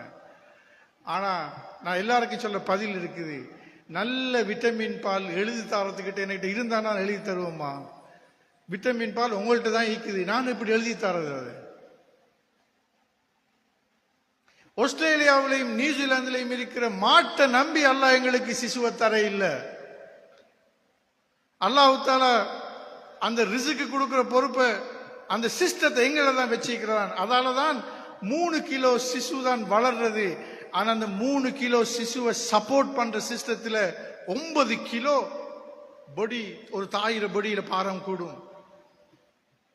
அதுல கருப்பை விரியும், கருப்பையில பல லேயர்கள் வரும், சூழ் வித்தகம், இந்த மாக்கொடி என்று சொல்றது அது வரும், அம்பிளைக்கல் கோட் விருத்தி அடையும், இதெல்லாம் சேர்த்து இதெல்லா ஏற்பாடுகளும் பிரஸ்ட் சைஸ் பெருக்கும். அதுக்குள்ள பிரஸ்ட்ல மில்க் ஃபேக்டரி உருவாகும். ஆரம்பத்தில் ஃபேக்டரிக்குரிய அந்த ப்ளூ பிரிண்ட் தான் இருக்கும், ஃபேக்டரி இருக்க மாட்டான். ஃபேக்டரியில இது இருக்கும், அந்த பேசிக். ஆனா அந்த ஃபேக்டரிக்கு இப்ப கரண்ட் போட்டு லைட் எல்லாம் போட்டு சிஸ்டத்தை உருவாக்கி ப்ரொடக்ஷன் ஸ்டார்ட் பண்ணணும். அந்த ப்ரொடக்ஷன் ஸ்டார்ட் பண்றது வேலை இங்க வயிற்றுல சிசு வளர நேரம் இங்க அந்த ப்ரொடக்ஷன் ஸ்டார்ட் ஆக தொடங்கும். What a beautiful thing. This design is amazing. Subhanallah. அப்ப அதுக்கு பிறகு நாங்க பிள்ளைக்கு 2 மாதம் 2 வருஷம் பால் கொடுக்கிற நேரம் இந்த பிரெயின் டெவலப் ஆகும். இன்னொரு விஷயத்தை பாருங்க. இப்ப நாங்க பிள்ளைக்கு புட்டிப்பால் கொடுக்கிறோம். இதையும் நான் அடிக்கடி சொல்றது, கேட்டு வார புட்டிப்பால் விட்டமின் பால் கேட்டு வார தாய்மார்கிட்ட நான் சொல்றது. இப்ப இந்த பிள்ளைக்கு நாங்க ஒரு லாக்டோஜன் இல்லாட்டி நீ என்றெல்லாம் நிறைய புட்டிப்பால் இருக்குது, விட்டமின் பால் என்று சோகோல். அதாவது இந்த பார்மசியூட்டிக்கல் இண்டஸ்ட்ரி சொல்லுவாங்க அது விட்டமின் பால்னு சொல்லி. அப்படி ஒரு பால் உலகத்தில் இல்லை. தி பெஸ்ட் பால் பூஃபா என்ற கொழுப்பமிலம் இருக்கிற ஒரே ஒரு பால் உலகத்தில் இருக்குமா இருந்தால் அது தாய்ப்பால் தான். ஏன் தெரியுமா?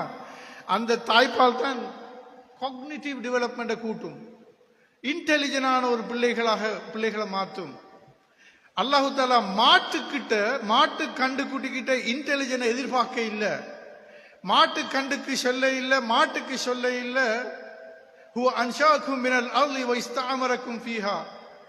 அவன் உங்களை பூமியிலிருந்து படைத்தான், பூமியை வளப்படுத்தும்படி வேண்டுகிறான். அல்லாஹ் சொல்றான், அல்லாஹ் எங்களை பூமியிலிருந்து படைச்சான், இந்த பூமியை வளப்படுத்துறது எங்களோட கடமை. அதுக்காக வேலை செய்யறது, நேஷன் பில்டிங் கண்ட்ரிபியூட் பண்றது, இந்த to make the earth a better place. That's our job, our responsibility. இது மனுஷனுக்கு கொடுத்த ரெஸ்பான்சிபிலிட்டி, மாட்டுக்கு கொடுத்த பொறுப்பு இல்ல. மாட்டுக்கு கொடுத்த பொறுப்பு என்ன தெரியுமா? புல்ல தின்னுங்க, பாலை கொடுங்க குடிக்கிறதுக்கு, பெரிய ஆக்களுக்கு இறைச்ச கொடுங்க சாப்பிடுறதுக்கு. That's it. அதுதான் மாட்டுக்கு கொடுத்த பொறுப்பு. அது மாடு செய்யுது. ஆனா பார்மசியூட்டிக்கல் இண்டஸ்ட்ரிக்கு கொஞ்சம் பிசினஸ் செய்யறதுக்காக அந்த மாட்டுப்பாலை, நாங்க குடிக்க வேண்டிய மாட்டுப்பாலை அதை மாத்தி பிள்ளைகளுக்குரிய பாலாக மாத்தி கொடுக்குறாங்க. No, you can't do that.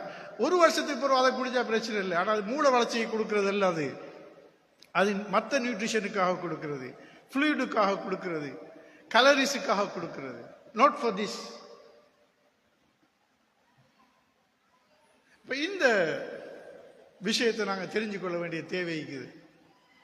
அப்ப நான் என்ன சொல்ல வரேன்னு சொன்னா, எங்களோட பிள்ளைகள இந்த மூளை, அதாவது இந்த பேரண்டிங், இந்த பிள்ளைகள கைடன்ஸ் எங்க ஸ்டார்ட் பண்ணணும். இதை நாங்க ஸ்டார்ட் பண்ணணும் கற்பத்தில் வச்சு. இது நான் கண்டுபிடிச்ச ஒரு புதிய சயின்ஸை நான் இப்ப கதைக்க இல்லை. 1400 வருஷத்துக்கு முன்னால அல்லாஹ் தஆலா இந்த குர்ஆன்ல சொல்லித்தாரான் இந்த சப்ஜெக்ட். நீங்க எப்ப தொடங்கணும் புள்ள வளர்க்கறதுக்குன்னு சொல்லி. இதுல பாருங்க, இதுல இந்த குர்ஆனை விரிச்சு பாருங்க. சூரா ஆல இம்ரான் எடுத்து பாருங்க. சூரா ஆல இம்ரான்.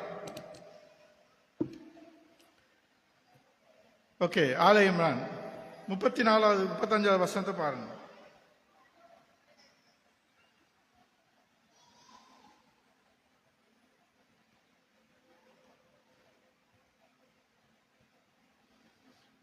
ரைட்?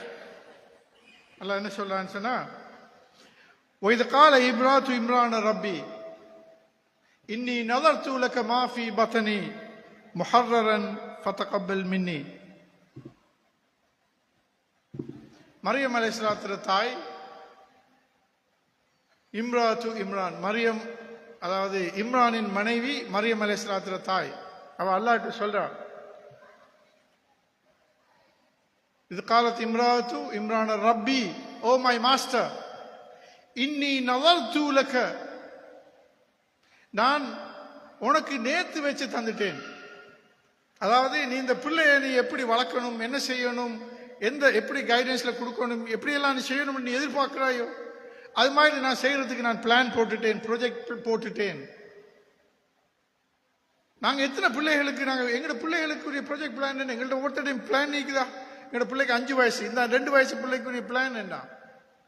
இந்த 3 வயசு பிள்ளையோட பிளான் என்ன? எங்களோட 5 வயசு பிள்ளைக்கு நாங்க என்ன பிளான் போட்டிருக்கிறோம்? இதுல இன்டெலெக்சுவல் டெவலப்மெண்ட் எப்படி செய்யறது, இதுல ஸ்பிரிச்சுவல் டெவலப்மெண்ட் எப்படி செய்யறது, இதுல இமோஷனல் டெவலப்மெண்ட் எப்படி செய்யறது, இதுல கம்யூனிகேஷன் ஸ்கில் எப்படி செய்யறது, இதுல லாங்குவேஜ் டெவலப்மெண்ட் எப்படி செய்யறது. 3 வருஷத்துக்கு பிறகு லாங்குவேஜ் டெவலப் பண்றது கஷ்டம்.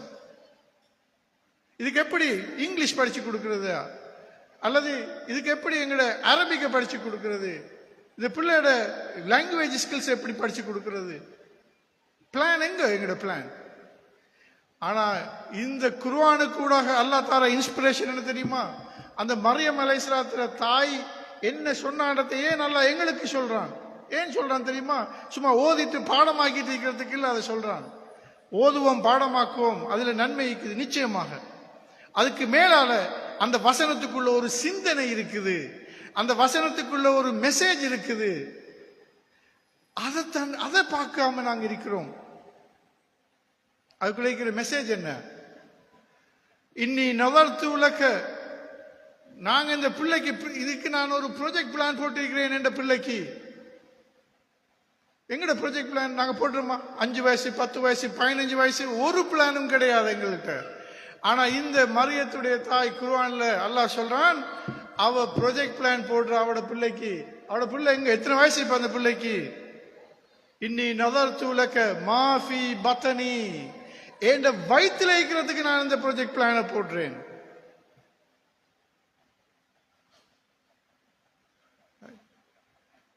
அந்த வசனத்தை பார்த்ததோட இந்த முதல் கற்பத்துல 10 மாசத்திட உலகத்தை பத்தி படிச்சு பார்க்கிற நேரம், அதுல இம்பார்ட்டன்ஸை பத்தி தெரிகிற நேரம், இந்த வசனத்தை பத்தி படிக்க போகல ஆச்சரியத்துக்கு மேல ஆச்சரியமாக இருக்குது.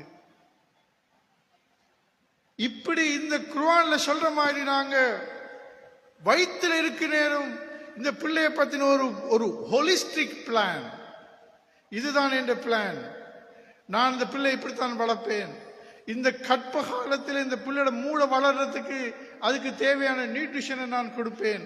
அந்த கற்பம் 2 சூழல் அந்த சிசு வளருது. கற்பம் என்ற சூழல், கற்பம் என்ற அந்த இன்டர்னல் என்வாயன்மெண்ட், கற்பத்துக்கு வெளியே இருக்கிற எக்ஸ்டர்னல் என்வாயன்மெண்ட். அந்த எக்ஸ்டர்னல் என்வாயன்மெண்ட் என்ன? வீடு, அந்த தாய் வளர்ற இடம். அந்த இன்டர்னல் என்வாயன்மெண்ட்லையும் எக்ஸ்டர்னல் என்வாயன்மெண்ட்லையும் ஸ்ட்ரெஸ் இருக்குமாக இருந்தால், மன அழுத்தம் இருக்குமாக இருந்தால், அந்த சிசு மூளை வளர்ச்சி பாதிக்கப்படும். ஃபீட்டல் ஸ்ட்ரெஸ் சிண்ட்ரோம் ஒரு வருத்தம் இருக்குது. Foetal stress syndrome. ஸ்ட்ரெஸ் வாரது எங்களுக்கு பெரியாக்களுக்கு மட்டுமில்லை ஸ்ட்ரெஸ் வாரது. நான் 9 மாசத்து பிள்ளை ஸ்ட்ரெஸ்ல போயிட்டு நான் லேடி ரிச் வேயில் ஹாஸ்பிட்டல் இருக்கிற நேரம் 9 மாசத்து பிள்ளை தவண்டு போய் தலையை சுவரில் அடிக்கும். பல முறை அடிச்சு ஒரு முறை தலை வெடிச்சு ரத்தம் ஓடி ஹாஸ்பிட்டலுக்கு வந்தாங்க. 2 மாசம் அந்த பிள்ளை அந்த வேலையை செய்யுது. 9 மாசத்து பிள்ளை ஏன் அது செய்யுது? பிள்ளைக்கு ஸ்ட்ரெஸ். எப்படி ஸ்ட்ரெஸ் வந்துச்சு? அது பெரிய ஸ்டோரி உண்டு. அந்த கேஸ்ல நான் கண்ட அந்த கேஸை பொறுத்த வரையில அந்த வீட்டில் அந்த பிள்ளையோட அம்மாவும் பாப்பாக்கும் இடையில பிரச்சனை போகுது. அந்த வீட்டில் ஸ்ட்ரெஸ், அந்த வீட்டு சூழல்ல அமைதி இல்லாம போயிட்டுது. ஏன்னு சொன்னா அந்த பிள்ளையோட வாப்பா அவர் ஆபீஸ்ல இன்னும் ஒரு லேடியோட ஒரு எஃப்ஐஆர் டெவலப் பண்ணிட்டாரு. அது அந்த உமாக்கு தெரிய வந்துட்டுது. அதுக்கு பிறகு இவங்க 2 பேரும் ஒரே வீட்டில் சண்டை பிரச்சனை. அந்த பிரச்சனையால அந்த வீட்டில் இருந்த அமைதி இல்லாம போயிட்டுது. அதாவது பாதிப்பு இந்த பிள்ளைக்கு ஸ்ட்ரெஸ் வந்து தவண்டு கொண்டு போய் சுவர்ல தலைய அடிக்குது. இது 9 மாசத்து பிள்ளை. நான் கண்ட ஒரு பிள்ளையோட ஒரு செய்தியை சொல்றேன். ஆனா நாங்க படிச்சு பார்த்திருக்கிறோம், எங்களுக்கு விளங்குது, ஸ்கேன் பண்ணினா தெரியுது, ஃபீட்டஸ் இதுக்குள்ள இருக்கிற பிள்ளைக்கு ஸ்ட்ரெஸ் வரும். அந்த ஸ்ட்ரெஸ் வராம இருக்கணும்னு சொன்னா ஒரு கற்பமாக வாழ்ற ஒரு தாய் ஒரு அமைதியான சூழல்ல வாழணும். அந்த சூழல் ஒரு அன்பான பாசமான ஒரு சூழல்ல இருக்கணும். அதுல ஹஸ்பண்ட் வீட்டில் வாழ்ற அந்த மனிதர் அந்த கற்பமாக வாழ்ற அந்த தாய் ஒரு நல்ல அப்படியான ஒரு சூழலை கொடுக்கணும். இதெல்லாம் எங்களோட ப்ராஜெக்ட் பிளான்ல, பிள்ளை வளர்க்கிற ப்ராஜெக்ட் பிளான்ல வர வேண்டிய விஷயங்கள். இப்படியாக நாங்க சின்ன ஒரு மைனர் டீட்டெயிலையும் வச்சு பார்த்து தான் நீங்க பிள்ளை வளர்க்கணும் என்ற அந்த செய்தியை, அந்த சிந்தனையை நாங்க இதுல இருந்து எடுக்கிறோம். I'm not talking about science. Of course, there's a science behind that. But I'm not inspired by the science. I am inspired by this Quran. But I'm taking science to understand that. How? Why the Quran is saying that? ஏன் அல்லாஹ் குர்ஆன்ல நீங்க கற்பமாய்க்க போகல project plan போடுங்கன்னு சொல்றான். அது விளங்குறதுக்கு இந்த சயின்ஸை நாங்க படிக்க வேண்டியிருக்குது.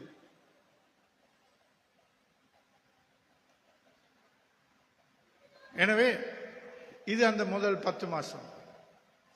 இப்ப புள்ள பிறந்துட்டேன்னு சொன்னா 3 கிலோ புள்ள பிறந்துட்டது. அந்த 9 நான் சொன்னேன் 12 கிலோ பெண்கள் வெயிட் கெயின் ஆகும், வெயிட் கூடும். ஆனா புள்ள பிறந்ததோடைய அந்த அந்த 3 கிலோ கலண்டு இப்ப புள்ளை ஆயிட்டு வெளியே வந்துட்டது. மற்ற 9 கிலோ கொஞ்சம் கொஞ்சமா குறைஞ்சி குறைஞ்சி குறைஞ்சி 0 ஆயிரும். எவ்வளவு பெரிய ஏற்பாடு. இப்ப புள்ள பிறந்தாச்சு. இப்ப இந்த பிள்ளைய ஒரு 2 வருஷம் பால் கொடுத்து, தாய்ப்பால் கொடுத்து அந்த பிள்ளையை நாங்க வளர்க்கணும். அதுக்கு மேல சாப்பாடு கொடுக்குற அந்தந்த விஷயங்கள் எல்லாம் மிக்குது. அதெல்லாம் இந்த சாதாரண விஷயங்கள். அப்படி வளர்க்கிற நேரத்தில் அந்த பிள்ளைக்கு மூளை இன்னொரு 37% தான் வளர ஈக்குது. இன்னும் 4 வருஷம் தான் ஈக்குது. 63% வளர்ந்து முடிஞ்சுது. புள்ள பிறந்துட்டது. இப்ப இன்னும் 37% மட்டும் தான் இருக்கி வளர்றதுக்கு சப்போர்ட் பண்றதுக்கு. 4 வருஷம் ஈக்குது. முதல் 4 வருஷம் 37% மூளை வளர்றதுக்கு. இவ்வளவுதான் எங்களுக்கு இருக்கிற டைம். இதுக்குள்ள நாங்க செஞ்சு முடிச்சிடணும். இதுக்குள்ள நாங்க செய்யலைன்னு சொன்னா பஸ் போனது பிறகு கையை காட்டி கொண்டு நிக்கிற மாதிரி தான். அந்த பஸ் திரும்ப வர மாட்டாது, போயிட்டுது. பிள்ளைக்கு 4 வயசு போனது பிறகு திரும்ப அந்த பிள்ளைக்கு 0 வயசு வராது. எனவே நாங்க பெரிய ஆப்பர்ச்சுனிட்டிய, பெரும் சந்தர்ப்பங்களை நாங்க சும்மா கை நழுவ விடுறோம். அப்ப இந்த முதல் 4 வருஷம் என்ன செய்யணும்? இந்த பிள்ளைகளுக்குரிய ஒரு இன்டலெக்சுவல் டெவலப்மெண்ட்டுக்குரிய ஒரு சூழலை உருவாக்கணும். இமோஷனல் டெவலப்மெண்ட்டுக்குரிய ஒரு சூழலை உருவாக்கணும். ஸ்பிரிச்சுவல் டெவலப்மெண்ட்டுக்குரிய ஒரு சூழலை உருவாக்கணும். அந்த சூழலுக்கு கூடாக அந்த பிள்ளையை வளர்க்கணும், அதை போஷிக்கணும். எப்படி அந்த சைனீஸ் பம்பு ட்ரீ விவசாயி முதல் 4-5 வருஷமும் தொடர்ந்தும் தண்ணி ஊற்றி பாயில போட்டு அது வேர் வளர்ந்து கொண்டு வருது. ஒரு நாளைக்கு இது முளைக்கும், அது பெருக்கும், 90 அடி வளரும், எனக்கு பெரிய பிசினஸ் ஒன்று கிடைக்கும் என்ற நம்பிக்கையோட கமிட் பண்ணி ஒரு பேஷனோட அந்த வேலையை செய்யறாரோ, அது மாதிரி நாங்க ஒரு ஃபாதர்ஹுட்டோடையும் ஒரு மதர்ஹுட்டோடையும் அதுல கமிட் பண்ணணும். தாயாக இருக்கிறது ஒரு சாதாரண ஒரு நிலைமை. ஆனால் தாய்மை என்பது ஒரு ஆளுமை. தாய் என்பது ஒரு நிலை. நாங்க தாயாக இருக்கிறோம், அது ஒரு நிலை. எஸ், புள்ள பிறந்தா நாங்க தாய், நாங்க புள்ள பிறந்தா நாங்க தந்தை. இதெல்லாம் ஒரு ஸ்டேட்டஸ், இது ஒரு நிலைமை. ஆனா மதர்ஹுட் என்று சொல்றது அது அல்ல. ஃபாதர்ஹுட், தாய்மை, தந்தைமை என்று சொல்றது அது ஒரு நிலை அல்ல. Motherhood is a personality. தாய்மை ஒரு ஆளுமை, அது மாதிரி தந்தைமையும் ஒரு ஆளுமை. அந்த ஆளுமையை நாங்க விருத்தி அடையணும். ஏன்னா அந்த ஆளுமைக்கு அது தாய்மை என்றா என்ன இடத்துல நாங்க படிக்கணும், தந்தைமை என்றா என்ன இடத்துல நாங்க படிக்கணும், அதை இந்த பிள்ளைகளை அப்ளை பண்ணணும். அப்படி அப்ளை பண்ணி வளர்த்தோம்னு சொன்னா பெரும் ஆளுமை மிக்க பிள்ளைகளை உருவாக்கலாம். இப்படியான பிள்ளைகள்ல திறன்களை நீங்க பார்த்தீங்கன்னு சொன்னா, இப்ப மற்றது இன்னொரு பாயிண்ட் சொல்ல, நான் கற்பமான விஷயத்துல அந்த கற்பமான பிள்ளைகள் கற்ப காலத்துல 5 மாசத்துல இருந்து பிள்ளைக்கு கேட்கும். இப்ப நாங்க எங்க அப்ராட் வீக்கெண்ட்ல ஒரு அந்த அந்த பிள்ளைக்கு சிசுவுக்கு கேட்கும் என்ற எபிலிட்டியை கேபிட்டலைஸ் பண்றோம். எப்படின்னு சொன்னா அந்த பிள்ளைக்கு குர்ஆனை கேட்க வைக்கிறோம். அதாவது ஒரு பிள்ளை பிறந்ததோட ஒரு டெஸ்ட் ஒன்று செஞ்சு பார்த்துக்கிறாங்க. Very simple test. ஒரு பிள்ளை பிறந்திக்குது, இப்பதான் பிறந்த பிள்ளை, ஒரு டேப் கொண்ட ஒரு ஆடியோ ஒன்றை பிளே பண்றது, வித்தியாசமான மியூசிக், வித்தியாசமான சவுண்ட், அதை பிளே பண்ணிட்டு பிள்ளையோட ஹார்ட் ரேட், பிளட் பிரஷர் எல்லாம் மானிட்டர் பண்றது. ஒரே மாதிரி தான் ஈக்கும். ஆனா இடையில போக்குல ஒரு தாயில அந்த பிள்ளையோட சொந்த தாயில சவுண்ட போட்டால் அதுல ஹார்ட் ரேட் கூடுது, பிளட் பிரஷர் கூடுது. That means what? The baby is excited. The baby recognizes the mother's voice. அப்ப அந்த டேப்ல மதரோட வாய்ஸ் இப்ப முடிஞ்சு திரும்ப வேற வாய்ஸ்ல போகும்னு சொன்னா திரும்ப அந்த ஹார்ட் ரேட் குறைஞ்சு கொண்டு வருது, பிளட் பிரஷர் குறைஞ்சு கொண்டு வருது. அப்ப இதை நாங்க எக்ஸைட்மெண்ட் குர்ஆனை எக்ஸைட் பண்றதுக்கு எங்களுக்கு இந்த இந்த இந்த கெப்பாசிட்டி, இந்த எபிலிட்டியை பாவிக்கலும். எப்படின்னு சொன்னா, பிள்ளை 5 மாசத்துல இருந்து கற்பத்துல பிள்ளை குர்ஆனை கேட்க வைக்கிற அதுக்கு ஒரு கேஜெட் ஒன்று இருக்குது. இந்த கேஜெட்ல நாங்களும் கேட்டுக்கொண்டு பிள்ளைக்கு இந்த இதுல 2 லீட்ஸ் இருக்கு. அந்த லீட் 2 நாங்க ஃபிக்ஸ் பண்ண கேட்டு பார்த்தோம். ஃபிக்ஸ் பண்ணோம்னு சொன்னா பிள்ளைக்கு குர்ஆனை கேட்கலும். எங்கள்கிட்ட ஒரு பிள்ளை ஒன்று இருக்குது, அது கற்பத்தில் இருந்து ஸ்டார்ட் பண்ண பிள்ளை. அந்த பிள்ளை இதை இந்த பிறக்கிறதுக்கு முன்னுக்கு கற்பத்தில் இருக்கிற நேரம் குர்ஆனை 3 முறை கேட்டு முடிச்ச பிள்ளைகளும் இருக்கிறாங்க. அது கூடாக நாங்கள் என்னத்தை எதிர்பார்க்கிறோம்னு சொன்னா, எப்படி ஒரு தாயிர வாய்ஸுக்கு ஒரு பிள்ளை எக்ஸைட்டட் ஆகுதோ அது மாதிரி குர்ஆனுக்கு ஒரு பிள்ளை எக்ஸைட்டட் ஆகணும். ஆனா அது நடக்குது. நாங்கள் அதை பிராக்டிக்கலாக பார்த்திருக்கிறோம். அல்ஹம்துலில்லாஹ், சுப்ஹானல்லாஹ். எனவே இந்த முதல் 4-5 வருஷத்தையும் அந்த அதுல நாங்க பிள்ளைகள எல்லா திறன்களையும் விருத்தி அடைய வைக்கிறதுக்கான சிஸ்டம், ஒரு சேஃப்டி நெட், ஒரு என்வாயன்மெண்ட் நாங்க கிரியேட் பண்ணி கொடுக்கணும். சும்மா வீட்டுல வச்சுக்கொண்டு டிவி பார்த்துக்கொண்டு கார்ட்டூன் பார்த்துக்கொண்டு 4 சுவருக்குள்ள வச்சுக்கொண்டு அந்த பிள்ளை மூளை முற்றாக அழிக்கப்படும். நான் எத்தனையோ கேஸ் இருக்குது, எனக்கு செல்ல நேரம் இல்லை, நாங்கள் முடிக்கிற டைம் வந்துட்டுது. ஒரு 3 வயசு, எத்தனையோ 3 வயசு பிள்ளைகள் இப்ப இன்றைக்கு கூட நாங்க பார்த்தோம். ஒரு 3 வயசு பிள்ளை பேசாம இருந்த ஒரு பிள்ளை ஃபீக்கனுக்கு வந்து இந்த நர்சரிக்கு வந்து 4 மாசம் பேச தொடங்கிட்டது. இது இது ஒரு அற்புதம் அல்ல? இது என்ன நடக்குது? அந்த பிள்ளை எலக்ட்ரானிக் ஸ்கிரீன் வாங்க சொல்லுவார்.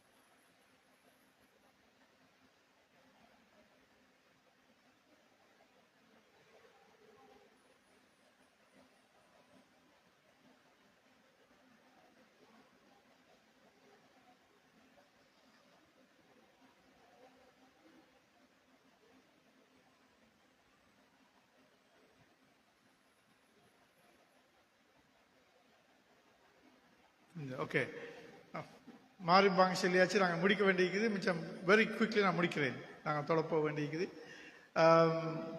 ஸோ நான் என்ன சொல்றேன்னு சொன்னா, இப்ப இந்த 3 வயசு பிள்ளை, எத்தனையோ 3 வயசு பிள்ளைகள் பேச இல்லாம, பேச்சு வராத, விருத்தி அடையாத, ஹைப்பர் ஆக்டிவாக, காக்னிட்டிவ் டெவலப்மெண்ட் இல்லாம, இன்டெலெக்சுவல் டெவலப்மெண்ட் இல்லாம வந்த பிள்ளைகள் இருக்கிறாங்க. என்ன காரணம்?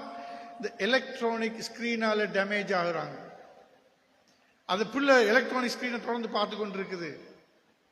5 வயசு இந்த மூளை வளர்ந்து முடியும். இந்த 5 வயசும் 10 மாசத்துக்குள்ளுக்கு அந்த பீரியட்ல எலக்ட்ரானிக் ஸ்கிரீன் ஹராம். எலக்ட்ரானிக் ஸ்கிரீனை நாங்க காட்டவே கூடாது. அது கூடாக இந்த மூளை வளர்ற இந்த கட்டம் கம்ப்ளீட்லி டேமேஜ் பண்ணும். எனவே எலக்ட்ரானிக் ஸ்கிரீன் ஃப்ரீ என்வாயன்மெண்ட் நாங்க பிள்ளை கிரியேட் பண்ணணும். விட்டமின் என் தேவை, நேச்சரோட கனெக்ட் பண்ணணும். ஹியூமன் ஃபேஸ் இன்டராக்ஷன், மனிதர்களோட பழக விடணும், பிள்ளைகளோட விளையாட விடணும். இதுகளுக்கு கூடத்தான் பிரெயின் டெவலப் ஆகிறது, லாங்குவேஜ் டெவலப் ஆகிறது, பர்சனாலிட்டி டெவலப் ஆகிறது.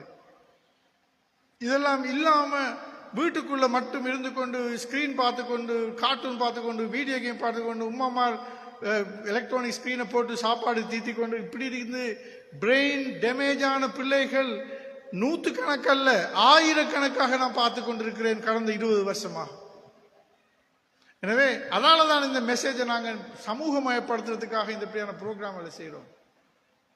ஏன்னா அப்படி பிரெயின் டேமேஜ் ஆகி ப்ராப்ளம் ஆனதுக்கு பிறகு கிளினிக்ல போலிமையில வெயிட்டிங் பண்ணி கொண்டிருக்கிறதுல எந்த அர்த்தமும் கிடையாது. அதுக்கு வைத்தியம் பண்ணவும் மேலாது.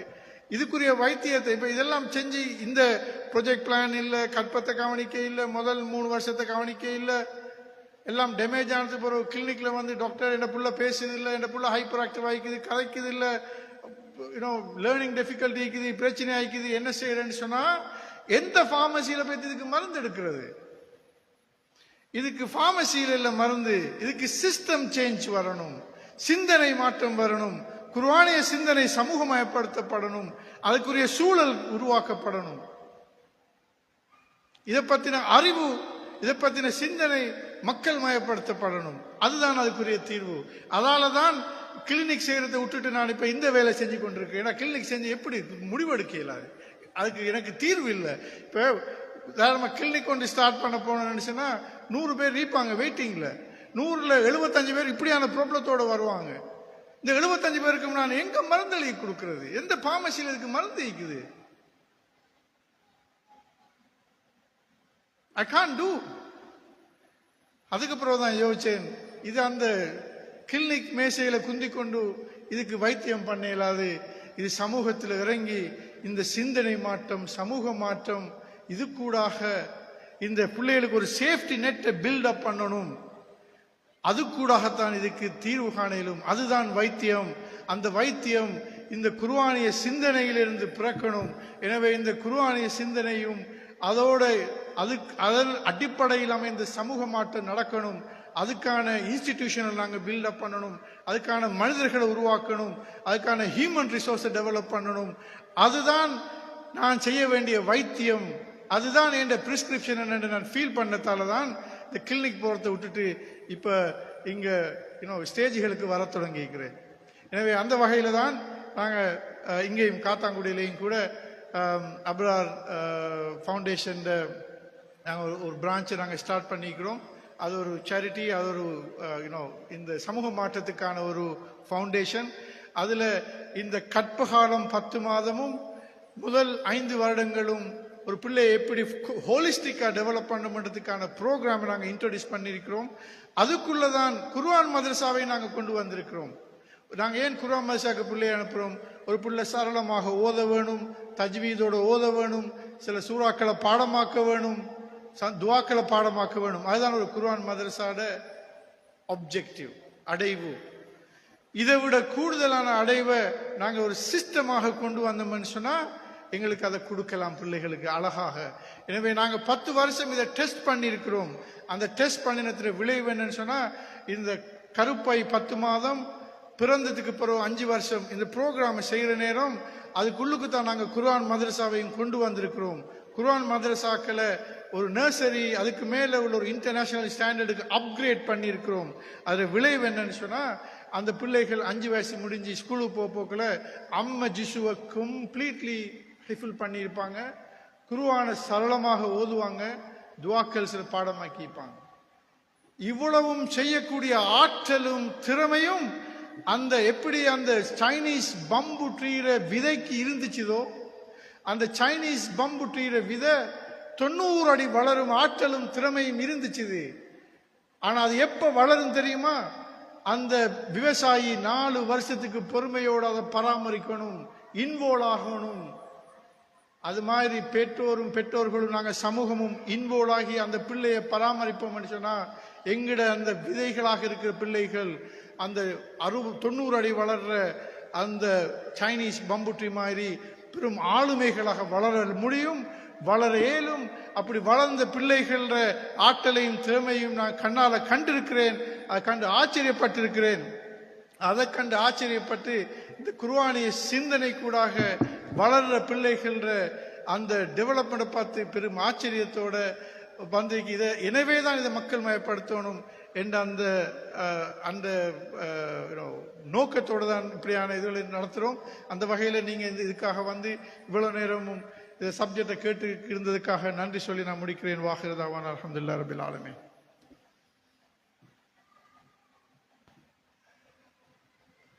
ஜஸாக்குமுல்லாஹ் ஹைரன். இவ்வளவு நேரமும் குழந்தை வளர்ப்பில் முன்பள்ளி பருவத்தினுடைய முக்கியத்துவமும் பெற்றோர்களுடைய பங்களிப்பும் என்ற தலைப்பிலே மிக ஆழமான கருத்துக்களை பகிர்ந்து கொண்ட டாக்டர் ரயீஸ் முஸ்தபா அவர்களுக்கு மனமார்ந்த நன்றிகள். அல்லாஹு தாலா அவருடைய அறிவிலும் ஆரோக்கியத்திலும் பரக்கத் செய்வானாக. உண்மையில் இந்த தலைப்பு ஒரு மணித்தியாலம் அல்லது 1.5 மணித்தியாலங்களுக்குள் பேசி முடிக்க முடியுமான தலைப்பு அல்ல. அது ஒரு இன்டராக்ஷனாக நடைபெற வேண்டும். நீங்களும் கேள்வி கேட்க வேண்டும், அவர்களும் பதில் சொல்ல வேண்டும். இன்ஷா அல்லாஹ் எதிர்காலங்களிலே ஒரு 30 பேர் 40 பேரை தொடர்ந்தேர்ச்சியாக நாங்கள் எடுத்து பயிற்றுவிப்பதற்கான திட்டங்களையும் தீட்டியிருக்கின்றோம். இன்ஷா அல்லாஹ் எதிர்காலங்களிலே நிகழ்ச்சிகள் அப்படித்தான் நடைபெறும் என்பதை இந்த சந்தர்ப்பத்தில் அறிவித்துக் கொண்டு எங்களுடைய அழைப்பை ஏற்று வருகை தந்தமைக்காக உங்கள் எல்லோருக்கும் அப்ரார் சார்பாக நன்றியை தெரிவித்துக் கொள்வதோடு மேலதிகமாக உங்களுக்கு இது பற்றிய விளக்கங்கள் தேவை என்றால் பழைய கல்முனை வீதியிலே அமைந்திருக்கின்ற எங்களுடைய அப்ரார் நிறுவனத்திற்கு நீங்கள் வருகை தந்து மேலதிக விளக்கங்களை பெற்றுக்கொள்ள முடியும் என்பதை இந்த சந்தர்ப்பத்திலே தெரிவித்துக் கொண்டு விடைபெறுகின்றோம். சுப்ஹானக அல்லாஹும்ம பிஹம்திக் அஷ்ஹது அன் லா இலாஹா இல்லா அன்த அஸ்தக்ஃபிருக வ அத்தூபு இலைக்.